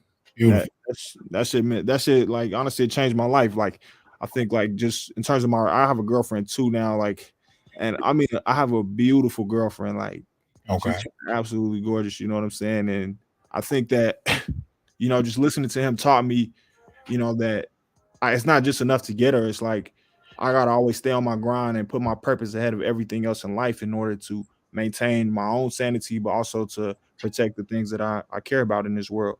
And that's why I'm most thankful to him. You know what I mean? Those reasons. All right. Much appreciated, man. Thanks for sharing that with us. Yeah, thank you. All right, man. Take it easy. You too. Okay, let's see here. Let's see. Let me take a couple more. We're gonna have to go through these a little quicker. Fire, can you hear me? What's going on? Am I too loud? No, you're a little muffled though. But we're gonna kind of need to speed up a little because I'm gonna close out soon. But give us your thoughts real quick. I just want to say I learned a lot from Kev. His unapologetic masculinity, standing on principle, standing on business, and just teaching me stuff that I just never would have gotten from anybody else, to be honest with you. I got great uncles in my life, great older men in my life, but y'all helped me realize what the Gynarchy was and why you can still have a father in the home and you can still be affected by what our community has become. And Kevin just helped me to realize what I'm supposed to be doing. Like I'm at work now myself, you know what I'm saying? And I'm about to start school to be an aircraft mechanic, and I work a second job. And it's not easy, but when has our life ever been easy? It's just the reality of it. So try to make the best out of it. But I think the biggest thing I took from Kevin, man, is first of all, he introduced me to you. So, and then I would comment in your comment section. I'm the guy from the 500 podcast, but he introduced me to you, and he really taught me about the black male image and how we can change it, because you know we got the stigma placed on us and with child support and children. And I'm a rapper, but I had a conversation with my father. I recorded it, and we talked about how what I'm going through as a father with my ex-wife, he went through with my mother, and then his father went through with his mother. It's crazy how this stuff is connected, and then it shows you how much they want to put this image on us, and the fact that they're laughing right now. Black men, if you don't see anything, see that and understand what that means. Yeah. Yeah. Much appreciated, man. Thank you. Thanks for dropping that. Have a good one. All right, you too. Peace. Let's see. All right, JC, can you hear me? Yeah, how are you, Dr. Johnson? I'm well. How about yourself? Fantastic. It's coming back home from work myself. Okay. Listening to your show, and it's the first time that I'm listening to your show, seeing your channel, your content, and it is refreshing to see that there are other people who are on the same wavelength, for saying it that way, with Mr. Samuelson. I was gonna say that. Well, first of all, that it's besides helping black men. I mean, I'm a Hispanic male, and so for me, he helped me out quite a lot as well. Very similarly as to what other men have already said, and so his message was not only with a certain community; it was more of a cultural breakthrough overall. And I'm pretty sure I'm not the only one whose life he touched, especially for being a man. And so being in a minority in this country, you face certain obstacles that other groups perhaps may not have. Okay. And so for me, the things that I was doing, he, just like many others, once again, he helped me focus in my life. Like I was already doing the 60 hours, and I'm like, why am I doing all these hours? And so when I started listening to his content and to his message, it was like I was enlightened that I was in the right path, and that helped me enforce what I had already believed in. And so I feel that not only has it helped people like myself, specifically men like myself, he's opened a can of worms now that is we'll see, only time will tell how this is gonna develop, because already people are already talking about this. Like it's one of those things that you can't stop now, and so we're gonna see the repercussions, the effects of that message that has been said, just like he said it at some point in his streams, that it was knowledge that was talked about at in the gym locker rooms with your uncles or with your friends, and it was just brought out, and given that perspective of voice, that's what's really important in this case. And so we'll just have to wait and see how this is going to develop. Hopefully it's going to be for the positive, more so than fighting, just trying to unite both men and women. I mean, people totally misconstrue his message. They're just trying to put it for either their agendas, or they just really don't want to listen or trying to understand the point that he was trying to do.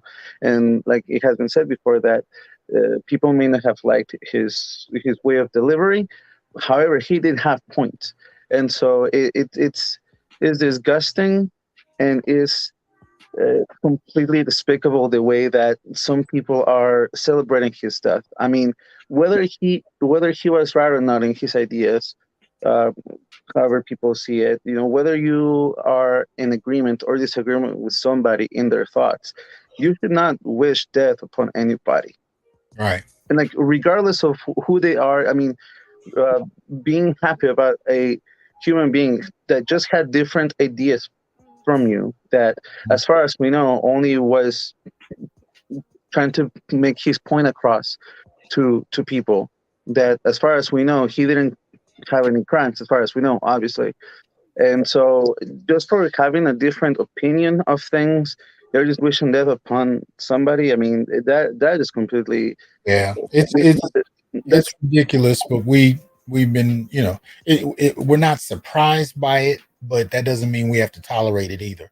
So that said, but go ahead and give your closing thought, though. I need to transition to some other people in here real quick. Yeah, and I definitely, I subscribe to your channel, so keep following that content, and hopefully that the message will spread, whether one thing or another. And so,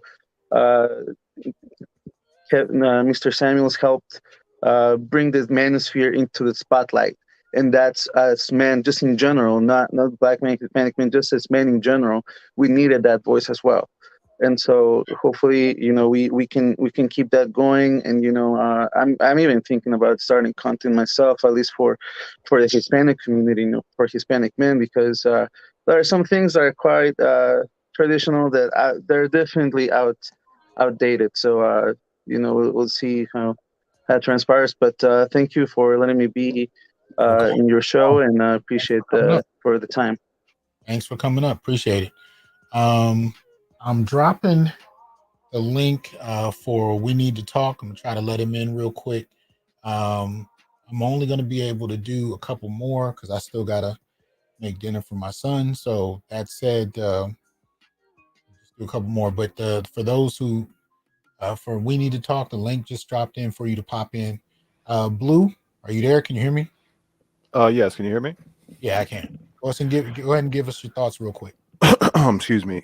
Yeah, I just wanted to pay my respects to Kevin Samuels. He was he was really a very special figure to me, especially in the world of the internet and the countless number of so-called influencers out there. He was really something special. He was the first. It was the first time that I'd ever seen a smart, older, articulate, well-dressed, well-composed Black male who was on the internet. I know them in real life, but to see them on the internet with such a major following, with such 20,000 people watching a stream, it was eye-opening. I didn't think that something like that was possible. And seeing the professionalism of how he managed his streams and how well everything was presented, he was really something special. And I hope that now that he's gone, I hope that going forward, that people take away more than just his message of relationships, because I think most people tend to hyper focus on that. They tend to think that it was all about relationships, but he really did have a bigger goal, a bigger message, a bigger hope, a bigger agenda. I think his idea was to uplift and elevate not just marriages for people, but how Black people lived in the world and how they managed their businesses and how they could elevate themselves beyond their sort of isolated view of no, this is all you can do. It's like, no, Kevin Samuels said, this is what you can be. You can be successful, well-dressed, well-spoken, and have a following and inspire people. And I think a lot of people don't really appreciate that. He didn't just speak about those things. He spoke about philosophical issues, spiritual issues, and his following. It's really sad. I wish he was around just for a few more years, because I feel as though his following was growing so much that if he was continuing at the rate that he was, in a few years, he probably could have ran for governor and he would have won. Like he was that inspirational, and I'll try to keep it short by finishing. I feel fortunate that I was raised by a Black man who took care of his responsibilities and obligations. And so when I hear people criticize his tone, I think many of them, they didn't have a father. It's like Kevin Samuels was, he was tough, but he was not nearly as tough as most of the people that I knew growing up. Their fathers were way more strict, way more severe. They did their job. But it's like, no, he was a father figure. That's all he was. And he wasn't hateful. He was only trying to help people. And you could tell in his work that he really did care. It was something that he did, not just because he was making money. And I know he was making good money, but it was more than that he really felt like he could do the things that were needed, that would allow people to elevate themselves, to move everybody forward and to uplift everybody. And the last thing I'll say about the hatred on the internet is that, and I don't like to bring attention to it, but I just have to say that whether you're Christian or atheist or whatever you believe in, I think the story of Jesus when they're nailing him to the cross is that he said, forgive them, Father, please forgive them, for they do not know what they do. And that's the way that I look at these people. You don't want the hatred that they spread to infect you. You don't want them you don't want them to bring you down to their level, because the people who are that miserable and the people who are that full of that much hatred are really in pain, and they're doing it because they themselves are lost, and it's not the right way to reflect that back to them. It's really just to try to help them and separate yourselves from them if it's not possible to help them, because they really just want to make them as bad as they are. That's their goal. So in the end, I'll just say, rest in peace, Kevin Samuels. I hope that your message goes forward, and everybody's responsibility going forward is you have to now live the way that he spoke, live the lessons that he tried to teach us, so that when we go forward, now we can actually be the things that he envisioned. Thank you. All right. Much appreciation. Thanks for coming up, man. I'm only going to have time for one more. I apologize to the couple people who are waiting, but I'm going to have to go cook dinner. But what's that? We need to talk. What's up, man? You hear me? How you doing, Dr. Johnson? Can you hear me? I can hear you. How are you? I'm good. I'm better now. I just wrapped up a stream, and I was encouraged by some of the conversations that we had. So I'm optimistic. I'm excited. I'm terrified. I'm sad. I'm a lot of different things. Yeah. Well, and you've I mean, your connection to Kevin's work is a bit more than the average person. You built whole conversations off of this and taking it into, different directions with different types of people. So, what are your thoughts about, Kevin's passing? How did you find out about it? And where are you going to take things from here? Yeah. I think I found out, like most people, somebody texted me, and I thought it was a hoax. I thought, it was Yeah, me too. it was another World Star hoax or whatever. But as the day went on, I reached out to some of the people that I know in Atlanta. Actually, another content creator, Nathan Daly. He's a former police officer, and he put his investigation hat on, and he started digging into it, and he got back with me, and he said, "Yo, it's looking like it might be true." So my first feeling was confusion, and I've kind of been there ever since. With regards to your second question, I plan on continuing the conversation. I think what we've done so far has been effective, so I just kind of want to build on that. And I have a different fire lit under me now, so I'm gonna keep it going, man. Yeah. Well, I'm glad to hear it. Yes, sir. The discussions need to happen. And different channels do different things. I don't generally have a lot of one-on-ones, most particularly with women. I think my focus has really been to kind of craft this vocabulary and try and get it out and advance that. That may change in the future. I have no idea. But it is a comfort to know that there are brothers doing different types of work, coming at it from different angles. And I've enjoyed a number of interviews on your platform. I appreciate it. And I've been a fan of your work way before, I even became a content creator. So to be acknowledged by Dr. T. Hasan Johnson means a lot to me. So I appreciate you.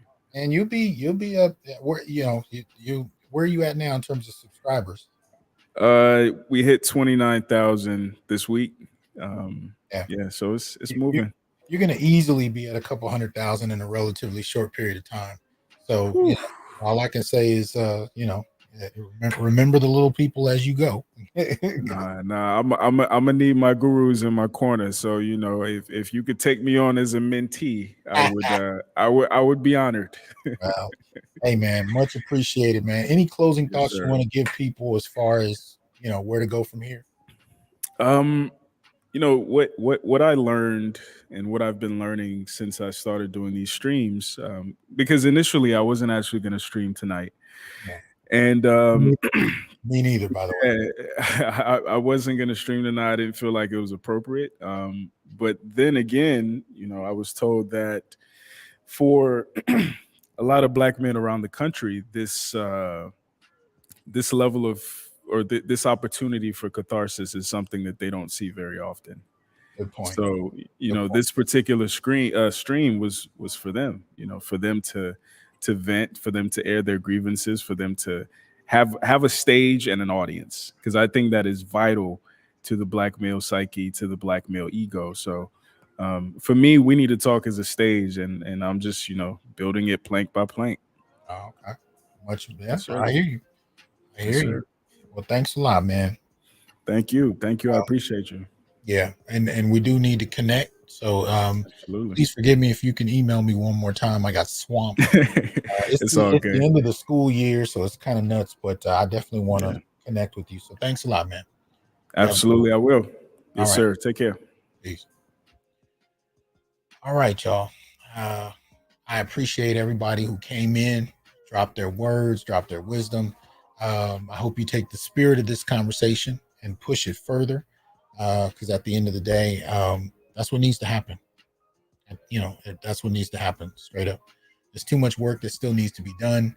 And as far as I'm concerned, Black men still have quite a bit that needs to be laid out on the table, even for ourselves, even for us to grasp in terms of where we are and what needs to still happen. So that said, appreciate y'all for joining me tonight, for supporting me. Y'all have a good one. Peace. I am here to tell you, brothers, we are not criminals by birth, perennial rapists, incapable intellects, man-children, sperm donors, child support wellsprings, success objects, walking phalluses, ATM machines, lottery tickets, unintelligent henchmen, valueless assassins, pro bono mercenaries, unpaid bodyguards, interchangeable stepfathers, child discipline proxies, unpaid repairmen, workhorses, emotional tampons, or any other socially accepted dehumanizing stereotype. We are thinkers, inventors, innovators, leaders, fathers, and men. Embrace your humanity, know your worth, and extend your time, attention, and resources only to those who genuinely respect you. And remember, your worth is not defined by meeting other people's narcissistic and selfish and unrealistic needs. You define your worth. Peace.